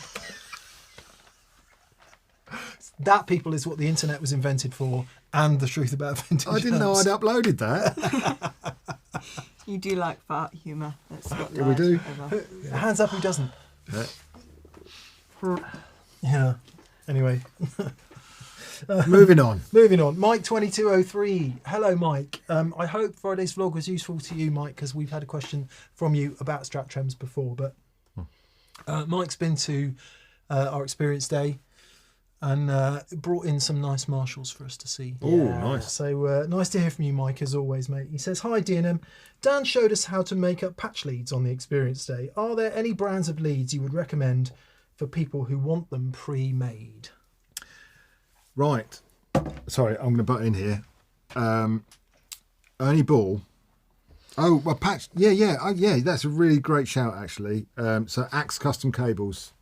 A good friend of mine, Stuart Dixon, makes up cables as well. Axe Custom Cables. If you want as good as it gets, he's your man. Absolutely. He does all sorts of really smart leads and patch leads and stuff. So yeah, that's a great shout. And if you're on they are high end, as good as you'll get. If you're on a budget, I would also recommend having a look at Ernie Ball's. There's a great video where this guy tests like 80 different patch cables and like a really super nerdy deep dive, and he does evidence and all sorts of things, tests them for capacitance, for noise, for handling noise, for all the things you need. And then there's a spreadsheet that you can download with all the results as well. I thought we were nerdy about stuff. Oh no, this is bonkers beyond. And he even goes to with a noise thing. And then they do that, make the patch cables, and just plug them after the buffer. Yeah. And then away you go. away you go. What was his conclusion then? The Ernie Balls, Yeah, okay. and they're not expensive. They're low noise, low handling, low capacitance. Yeah, I bought Nice. some of those square plugs, you know, the flat I've profile even got some jacks, here. which are really nice. They are really expensive. Yeah. But, then But I if you- use them all the time. if in you builds make and stuff, them- if you're soldering stuff. They're What really cable great. do you use with them? Well, there's a couple of different ones that I use. I actually use the Evidence Audio Yeah, me SIS. too. That's what I used. The Because only they're- thing is, with that core being solid, it is prone to snapping, isn't it? It will snap eventually. I like Well, summer cable. if you, you've got the what do they call it? Once you've screwed the plug down and it's held in position, Yeah. I there mean, you'd should have be to, no you'd movement. have to kink the cable repeatedly in order to. That's not going to happen, is it? Yeah. So they should be all right. No, Yeah, they're fine. There's Megami have really good patch cable as well. But yeah, I've before SIS bought out the solderless. Sorry, before Evidence Audio bought out the solderless patch cables, I was using the monorail for soldered patch cables because Right. it's always been my favourite patch cable. Yeah. And so yeah, I still generally use that. And you were saying summer cable. Summer, yeah, I use a really low profile one. You know, the one that bridge cable that SOMMER. Which one? the jumper, wherever it's gone. For short cables, because it's really thin and really flexible. Oh, they're nice. They look like old what's the name jacks? Yeah, they are old what's the name jacks. Are they? I don't know. I was being facetious. They're not like the ones you see in patch bays. They're just rock and roll, you know. like Mick is modelling the Markus Reeves made summer patch cable using a 1/4-inch jack and a 1/4-inch jack. Da da da. Second floor. Jack But there's- plugs. I mean, there's a lot of cable about, and it's. I always would go by recommendation, to be honest, because there's so much about, and you know, reliability is really important for cable. yeah. Well, one of the things is how easy they are to work with, because you know you're doing patch cables and you know especially if you're soldering, you've got to get a lot of heat on there because using Well, that one's silver silicon solder sleeve, you see. So is the melting temperature is a lot higher. Done a vlog on this. It's we go through all that, but Should you not use lead solder then for patch cables?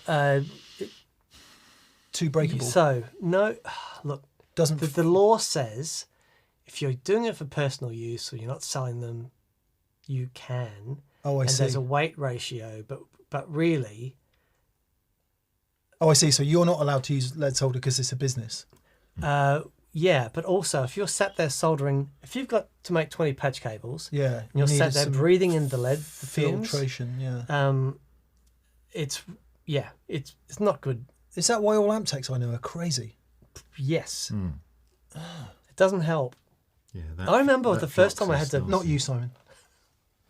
I remember the first time I had to mod a really old my SE10, and then the smell of that old the rosin solder was like, yeah. oh man, it's rotten. It's the flux that they used Yeah, back in the right. day. The rosin flux is really harsh. I mean, there's flux they use in some solders now is what they call a no clean, and it's not as it's not nosebleed stuff, but yeah, still you want to, if you can go lead free.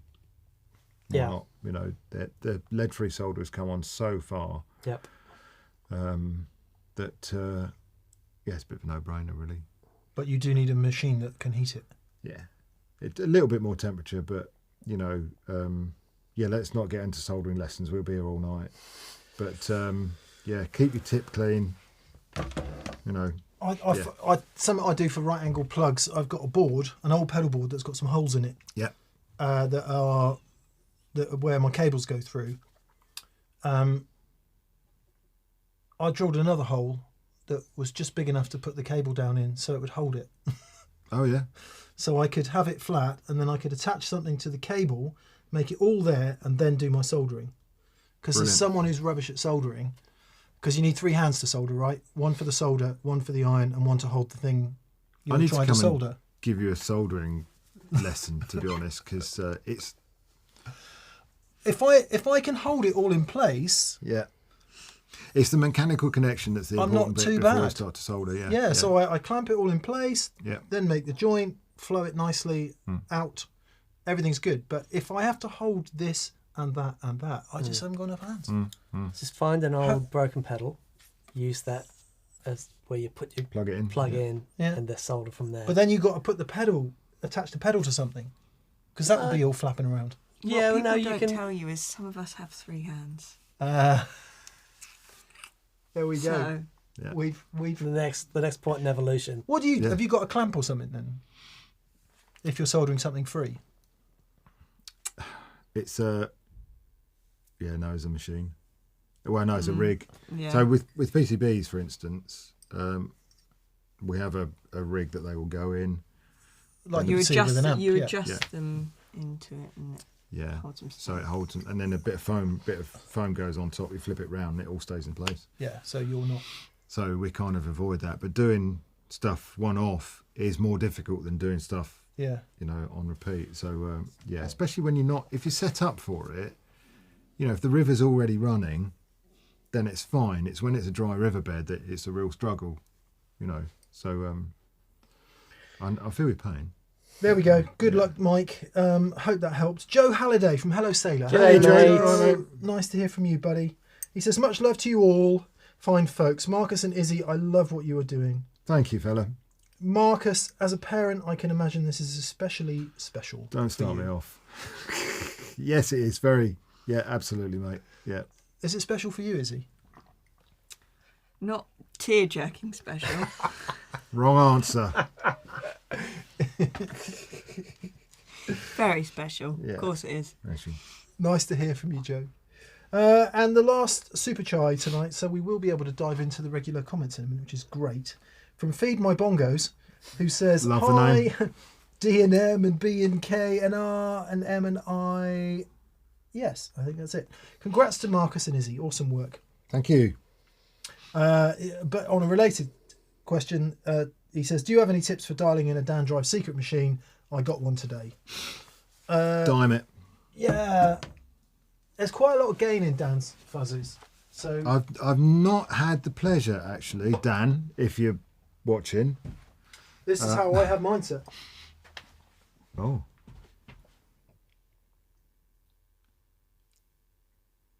It's basically 2 o'clock and then some. Mm. So, So what are the controls? fuzz level, bias, and then that's a mid range. Oh, okay. So I mean, It's basically a little zonk. It's a zonk, but this one doesn't have as much octave as some zonks. yeah, every bias has a different scope.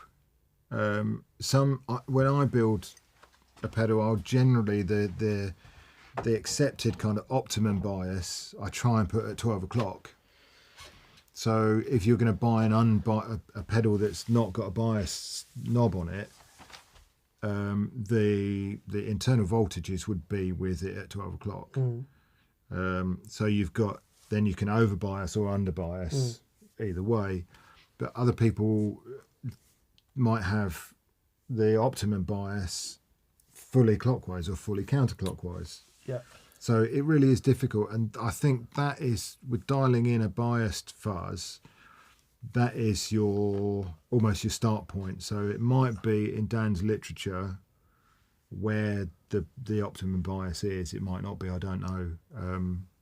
I think his run from kind of starved to not starved.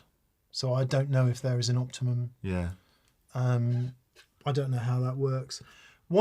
Here you go then. Take all the knobs off and dial it in.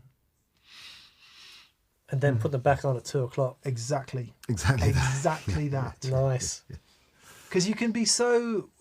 One thing with amps as well, I know, having been involved in R&D with a few amps and a few pedals for that matter, you get it all sounding perfect, and then somebody says, yeah, but the knobs are in a bit of an odd position. Can we change the tapers on the pot so that all the good sounds are somewhere around 12 o'clock? At which point everyone goes around with a flipping collective forehead slapping, going, can't people just set the knobs where it sounds best? And then the marketing guy comes back and says, no, they really can't. Yeah. Nobody wants to set any control below 9 o'clock, and a few people might be happy diming it, but they don't really want it there. People want the controls between there and there, so let's make it sound the best there and there. And weeks of backwards and forwards of that, going, let's not go with minimum and maximum settings, please. The committee has decided. Yeah. Yeah. So the point of saying that is, don't be afraid to try extreme settings on your pedals or amps, because it might be, in a lot of Fender amps, for example, bass at 0 or 1 can be a good place if you're gigging, but no one wants to do that. I remember the Victory V40 when it came out. Everyone said it's got too much bass, and Martin on quite a few forums was going, put it at 0. There's no bass. Yeah. Literally none. Yeah. But anyway. With actually one point, while you've been talking about that, one point that occurs to me with setting fuzz up is that as far as your level is concerned, depending on the amp that you're going into, but you're probably safest to begin with to keep your levels around about unity. So you're not caving the front of the amp in and giving you a false picture of actually what the fuzz is doing. So keep your volume down to start with, and that'll probably give you a clearer picture of the differences your fuzz pedal's making when you change the controls. Whereas when you're caving the front of your amp in, sometimes a tone knob doesn't make much difference. So yeah, keep it around unity. We've got 664 people watching us at the moment. We need another which two. No. 664 is the neighbour of the beast. The neighbour of the beast. Brilliant. Yeah. I like that. So a few people coming in saying that Belden cable is worth a look. Yeah. Oh yeah. Barry Provost says Dave Friedman loves Yeah, that's Belden right. cable. Yeah. Apparently, someone's calling you Isabel here. Is that fair? Yeah, From Elizabeth Pennifold. Oh, Lizzie. Yeah. Well, nicknames and things. Hello, Mark and Isabel. Doing great. Hi, Lizzie. Lovely. Yeah, that's my stepdaughter. very Okay.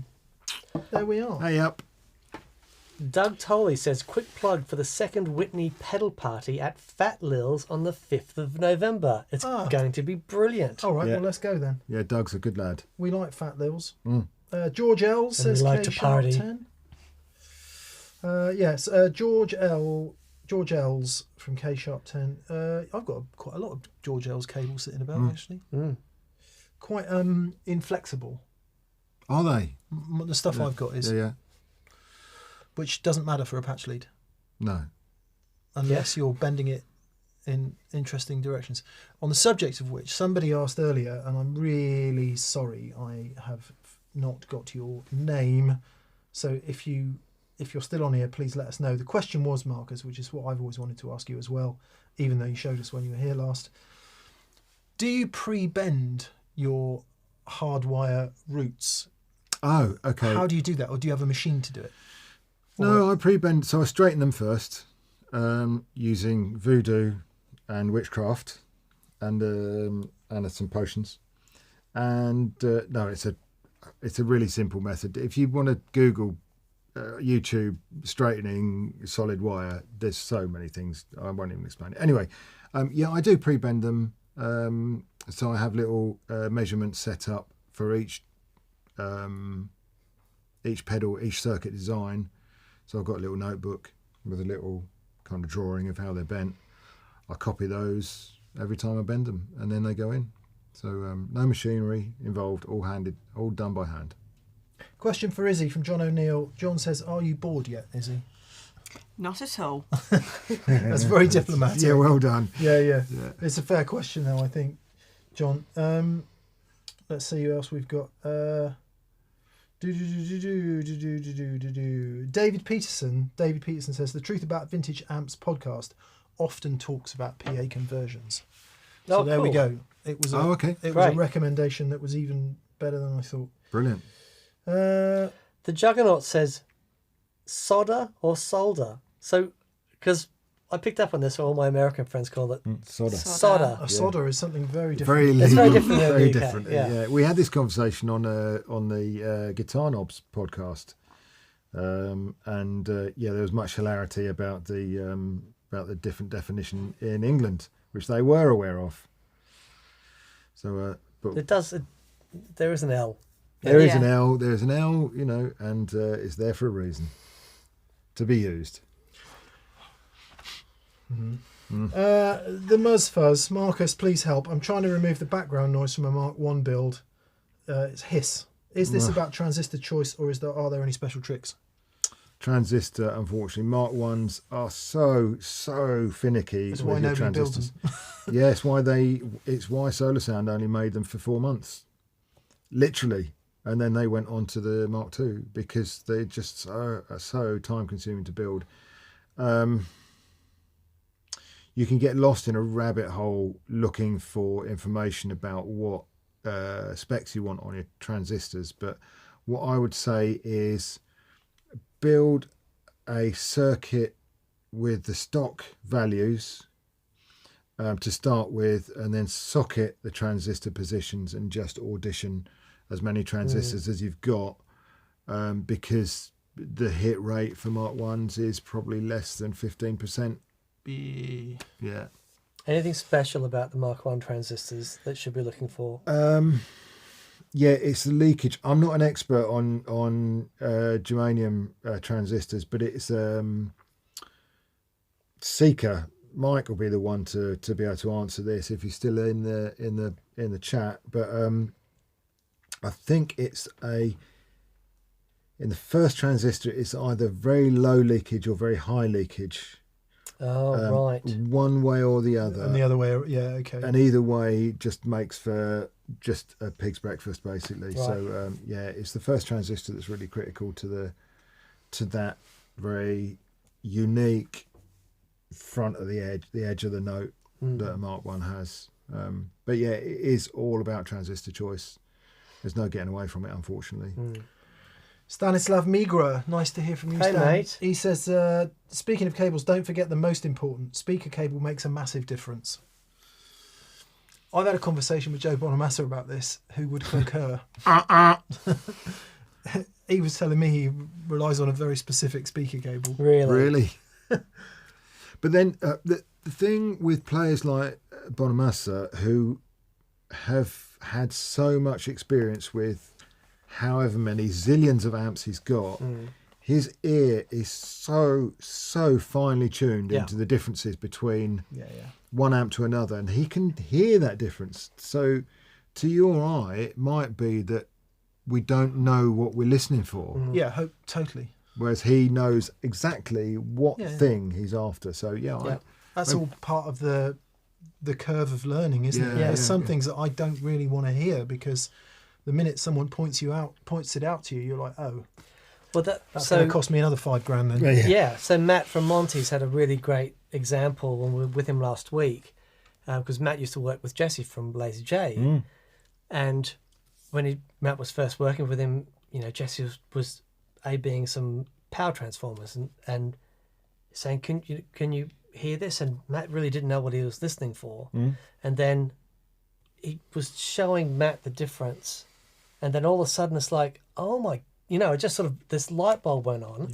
And once you've heard it, you can't unhear it, but it is that thing, is if you, like you said, if you don't know what you're listening for, it's, Eric Johnson's another speaker cable. His favorite speaker cable is this old brown figure 8 cable that they used to use in certain sort of lamps. And he'd find these old lamps and cut them to pieces and make these specific speaker cables. I have first-hand experienced Eric Johnson asking for a particular 4-way. Right. Really? There you go. Cable you're talking about? Mains cable. Oh, right. Never mind. Hey. We're not talking about soldery again. Paulie's guitars and gear. Sorry, just getting on to the Eric Johnson thing. If you haven't seen the Dipped in Tone interview with Eric Johnson, you'd specifically like it. Eric Johnson getting philosophical. Oh, okay. Really, really interesting. Yeah, I'm surprised really I haven't watched it, actually, but there we are. Yeah, great interview. Being a fan of Dipped in Tone and of Eric Johnson. Yeah. Paulie's Guitars and Gear. He said, I've never had as good work with lead-free solder, but I'm sure that says more about my soldering skills. Yeah, I'm right with you. I find it way harder because everything's got to be hotter. Yeah. You just got to be able to get in and get out. So what you've got to remember that a lot of these components that we're using weren't designed to be used at these temperatures that we're using now. I remember when the first batch of 3P DT foot switches came out, and if you spend a second too long on there, they just melt. That's why I like the lead solder, you see. And to hell with the insanity. Yeah. Yeah. We're all insane anyway, so a little extra wouldn't help. My advice would be, not all solder is made the same. If there's one thing I've learned in many years of doing this, is that cheap solder has impurities in it, and those impurities take away from their fast action of how the solder works. What's your favourite solder then? Kester. Kester. Anything made by Kester. Kester. Yeah, absolutely. There you go. Yeah, You yeah, heard it here. yeah. Kester solder. And just because there's lots of different solders for lots of different uses, and they will. Don't use the stuff for pipes, right? No, it will rot. It will literally rot your components because it has acid in it. Okay. There we are. So yeah, Kester is what I use. But find a brand that you like and experiment within that, because there is a solder out there for you. Don't just assume every solder's the same. There's a solder out there for everyone. I know there's a solder out there for me as well, but he hasn't found me yet. Without wishing to tempt fate, can we have a little burn off? Who's got the best burns? Oh, you've got the best burn story. Yeah, that was the last time I soldered for years. I was in school and I burnt my finger on a soldering iron super badly. No scar though. No scar. And I still picked up another soldering iron. So Yeah, it didn't damage you too much. I'm pretty good with soldering. I tend to burn things Yeah. rather than me, which is I don't mind. Yeah. I've got a fire extinguisher, so that's fine. But yeah, there's lots of tiny little weird pinholes and things around my desk, and sometimes I'm like, well. So, The cat's on fire. The cat's fine. There's a great picture, one of those what do you call it, library pictures. I like stock pictures. So this is really good. Hang on. She's soldering the board there. Oh, I've seen that one. She's holding the. She's holding it like a pencil. She's holding the. That's a bit like Boris Johnson trying to cord something behind the capo. Yeah. So there you go. Hang on, come on. You can see where she's. That's holding, brilliant. Holding the soldering iron. Don't hold the hot I part. love that picture. Many a meme has been created using that one. Yeah. It's so good. Yeah. Simon V Radio DJ says the YouTube channel Markus is talking about is Max Solo Music. He's a Russian expat living in Germany. Totally recommend his video on patch cables. Yes. He goes really in depth. There you go. So for the patch cable comparison, it's a dude called Max Solo Music. Max Solo Music. Really good channel. If you've got a couple of hours to spare and you really want to nerd out, yeah, definitely worth checking out. There's so much stuff out on YouTube now, isn't there? Yeah. You just bonkers. Yeah, if we can do it. Anyone And this can do is it. the repository for all of them. So if you want the route forward, TPS is your first stop. Ah, bless you. Nigel Barnes says, "Yeah, you're right." He says, "Lol, don't point out things people don't want to hear." He said, "A dear friend of mine had no problem with the crackling and pops from her vinyl collection until I pointed it out. Then that's all she could hear. I still feel bad about it." Yeah. Yeah. Record cleaners are really, they used to be mad expensive, but there's a lot of really good vinyl cleaners out there now, and you wouldn't believe the difference it makes. And get a decent needle. Yeah. Stylus. Sorry. Paul as Pieta says, there's definitely an L in solder, but when we Americans say solder out loud, it sounds like we're saying we sold a human female. Solder. Oh, yeah, okay. Yeah. Hobo Roadie says, "We don't have a problem with sodders in America, we just re-elect them." Oh, that's quite funny. Yeah. That's quite funny. Yeah, come on then. Let's have some more questions. Paul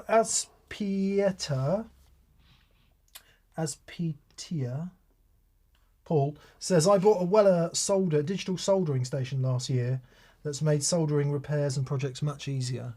Digital why does everything have to be digital? So, I'm assuming, I don't know whether there's two kind of old school soldering irons that have an element inside the actual wand and that's controlled from a dirty great Smelly big arse. transformer in the head unit, and it's a really kind of hit and miss way of heating things up, and it Quite inefficient. it relies on Is that what mine is? The thing with the thing on the desk and the thing connected No, to I'll it? send you a link Yours to is a digital. Oh, is it? T12 digital. Oh. Oh, okay. Whereas the newer generation have the temperature control and the temperature kind of regulation actually in the tip, and they heat up in seconds, and don't have the sag. So when you put it on something cold and it pulls all the heat out of the tip, if you're using an old school type of soldering iron, it will pull the heat out and it will take a long time to bounce back up to temperature. Okay. Whereas with a digitally controlled one, because it's so fast, the digital brain immediately says, oh, I can see a dip in temperature, fires more voltage at the tip, gets it back and stabilises it. So okay. it's way cool. And they're the ones Izzy was saying about, it's got a movement sensor in it. Oh, I you shake see. it wakes it up, and within 10-15 seconds it's back up to temperature. It's back up there. So fast. And what's that? Who makes that one? There's lots, but the technology is called T12. Okay. T12. Yeah, T12 soldering irons. Ed Bromwell's got a good question. And they're cheap as Hello, chips. Ed. For the whole panel, he says, question for the whole panel, do you have a recorded fuzz tone that you find consistently inspiring? Yes. Go on then, you first.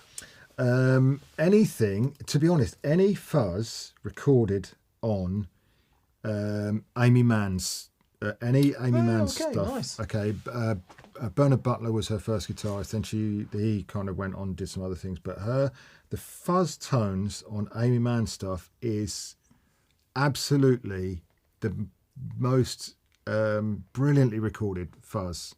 I'll send you a link to a particular track. all right. That's new on yeah. me. And a lesson in how to use fuzz in a very subtle way. Amy Mann is not rock and roll. Well, she has been, but it's not particularly rock and roll. It's American singer-songwriter on the vein of Tori Amos or that kind of thing. Oh, you'll be getting hate mail from all the Amy Mann and Tori Amos fans now. Yeah. But How dare you? How she's very brilliant. dare you? She's brilliant, and the fuzz is used on probably more than 50% of the tracks, and Wow. it fits perfectly. Awesome. Izzy? I'm going to have to agree, just because it's in the forefront of my head, because it was on the car ride over Yeah, to... Amy Mann That all was the a way. conversation that we were having as it was playing. What kind of So, music do you like? What's your favourite kind of music to listen to? I mean, I feel like I have a very broad range. You put shuffle on my playlist and it goes from anything, It pretty has much. to. I have to say though, it has to be recorded before 1990. Yeah, that seems to be a theme. Oh, I see. Okay, Yeah, so nothing it's- too modern. No, yeah, Radio 1 can Do one. stay out of Radio. my ear holes, I'm Radio. afraid. Who are your do favourite one. bands? Come on, who are your favourite bands? Oh, Smashing Pumpkins. I'm still Oh, really into nice. them at the minute. Very good. That was a major one. Yeah. Yeah. So as well, fuzz tones on Smashing Pumpkins. Yeah. You know Yeah. how to use a big muff and make it work. They spent Yeah. months getting them balanced, but yeah. Yeah. Very good. Yeah. Dan? I've got two. The fuzz guitar on the War of the Worlds soundtrack. Oh man. I'll never not listen to that and go that, because it's the first time I heard fuzz and it just blew my mind. And a more recent one, I've been listening to Ocean Size, Mike Venart's band. And Because he's coming in on Wednesday. he's coming in on Wednesday. Yeah. Oh. And that album has got some of the most, musically it's genius, but oh man, some of the recorded fuzz guitar tones that he gets, just truly glorious. Sorry, can I have an honorary mention? Yep.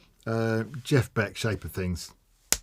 Fuzz tones on that. Okay. Absolutely. It's a really early Studio One Abbey Road recording. So that's going to be a tone bender then. It is a tone bender, yeah. So it's on the album. We've listened to that as well with Rod the Mod giving it large on the pipes. Yeah. Crazy Mark II tone bender fuzz tones. So yeah, anyway, sorry I butted in. Voodoo Child for me. Yeah. Hendrix, Nice. is the archetypal fuzz face. And then I'll have two as well. Doyle Bramall's whole Rich Man record. Oh, come on. That's it for me. Yeah. They found a zonk for some of that record, and that is the sound. That's the sound. Yeah. The Hendrix tone for me is Watchtower. Yeah. Whenever I hear that, it's just like, it's perfect. It's just got the right amount of edge and string and spit and... Yeah, it's funny, isn't it? Everybody's, for me, it's Wing Christ Mary. Yeah, wow. You know, because that's just got everything from whisper quiet to ear shattering. So, yeah. Yeah, all Hendrix then. Yeah, all heavy. Yeah, it's true. Nice question, thank you. Forget vinyl, just buy CDs, says Brian Mills. I would have agreed with you. Dan and I had an interesting evening. I'd just discovered the Madison Cunningham Revealer record, which I hadn't discovered when it came out, and it just flipping blew my head off how good it was. So obviously I got it on vinyl, CD, and we set a system up and compared the vinyl, the CD, and the lossless stream. And the CD was my least favourite, and I was really surprised by that. The lossless stream sounded more like the vinyl than the CD did. Yeah, it's really interesting. Which is bonkers. Yeah, CD is like, it's super old technology. But I normally, I did the same with Grace.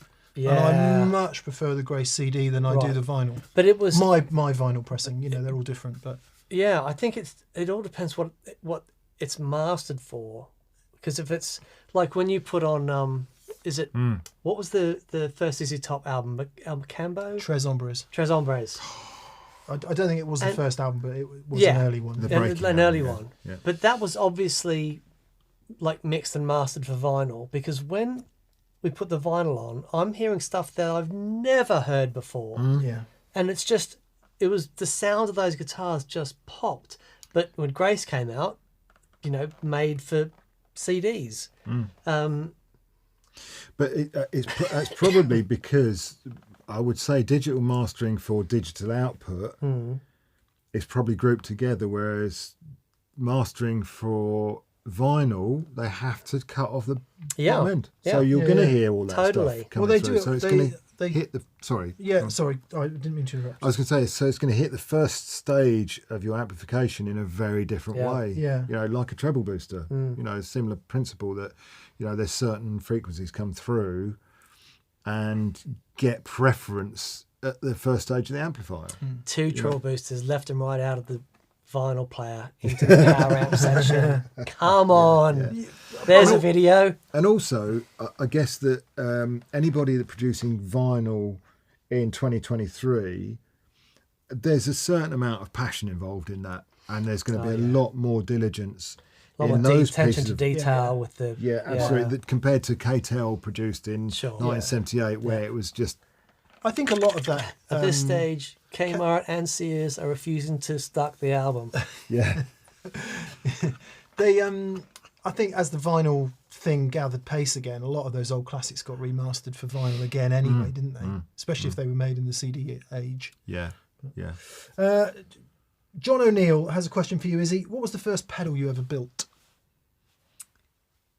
Oh, there was one.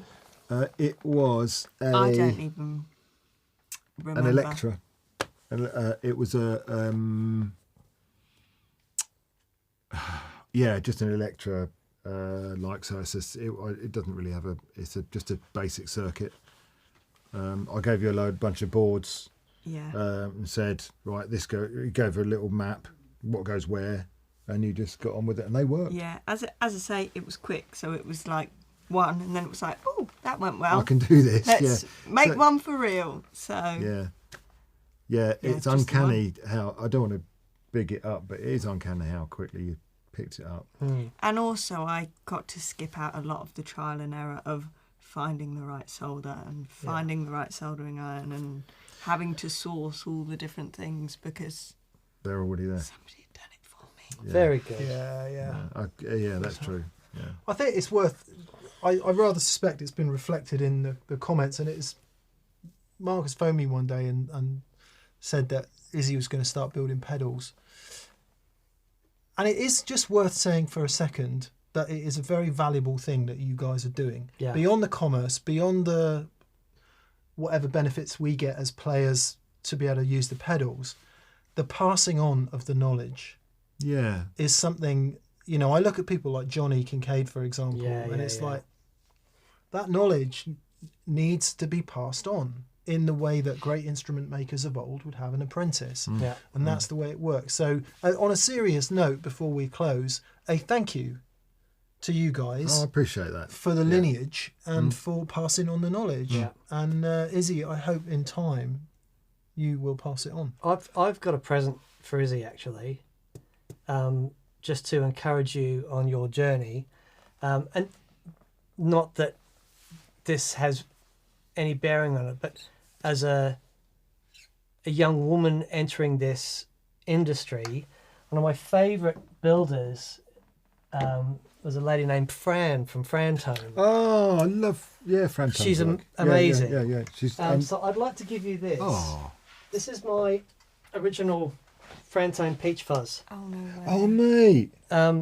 And it's been beaten up, and I've done loads of gigs with it. It's a really, really cool pedal that Fran built, and I'd like you to have that from us, and good luck with everything. Thank you very much. Yeah. Oh, damn, that's very, Oh my god. That's so very cool. kind of you. No, She's My really pleasure. quite innovative as well in some of the things is she's done. amazing. Her over voltage protection circuit is a thing of beauty. Yeah. It's really Yeah. unique the Yeah. way she does it. Yeah, so And you'll see, have a look inside, and you can see it. The same thing that, with your dad's designs and stuff, the amount of care and attention that goes into it.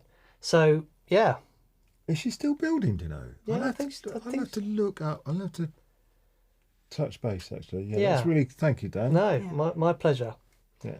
It's it's one of the earlier ones where the paint is really fragile. Yeah. Yeah. But yeah, it's very part of the cool. best bit. It's absolutely Yeah. yeah. Oh. Nice. Yeah. Thank you. Let us finish tonight then with Elias Blum has a nice comment for us to finish on. Say thanks to Markus and Izzy for making the journey down. Yeah, thanks guys. Thank you, guys. Really And, good. Always a pleasure. Wish them well on their endeavour. You'll hear the Darlington on TPS in due course. And we hope to hear a great deal more from you guys. Thank you for being with Thank us you. Yep. today. Thank you very much. Brilliant. So we'll leave it to Elias Blum to say, I work in the MI industry, and every company, shop or any other brand that doesn't fold or get bought up by private equity is a gift to the industry. Absolutely. Thank you, Reeveses. Yeah. Keep it up. Brilliant. It's not happening. It'll bury with me if it does. Well, no, bury with it. Yeah, Nice catch. yeah. Good. Okay, people, thanks for being with us. As we said, no VCQ next week or the week after, but there will be Friday videos throughout. So we'll be around on Friday as normal because we actually pulled our finger out and got some videos made and edited. Yay! There is more old crap we'd forgotten about. That's the elevator pitch, but stuff that we really loved and were fizzy about and got out the cupboard again. There is part 2 of the Fender Hot Rod Deluxe and how to tame it, which is much more interesting than the first one. Okay. I really like the first one. We do valves, we do all kinds of stuff that's a real eye-opener, and there's something else, I can't remember what the other one is. There's the Dave Kilminster rig build for Roger yeah, Waters. yeah. That's coming, and we will be filming with Johnny Marr. Yes, and Mike Venart is coming in no on Wednesday. way. So Yeah, yeah, it's all Lo- happening, people. loads of good stuff upcoming. So thank you for being with us. Thanks again, Markus and Izzy. Yeah, You're welcome. Play us out, Dan. indeed. See you later, guys.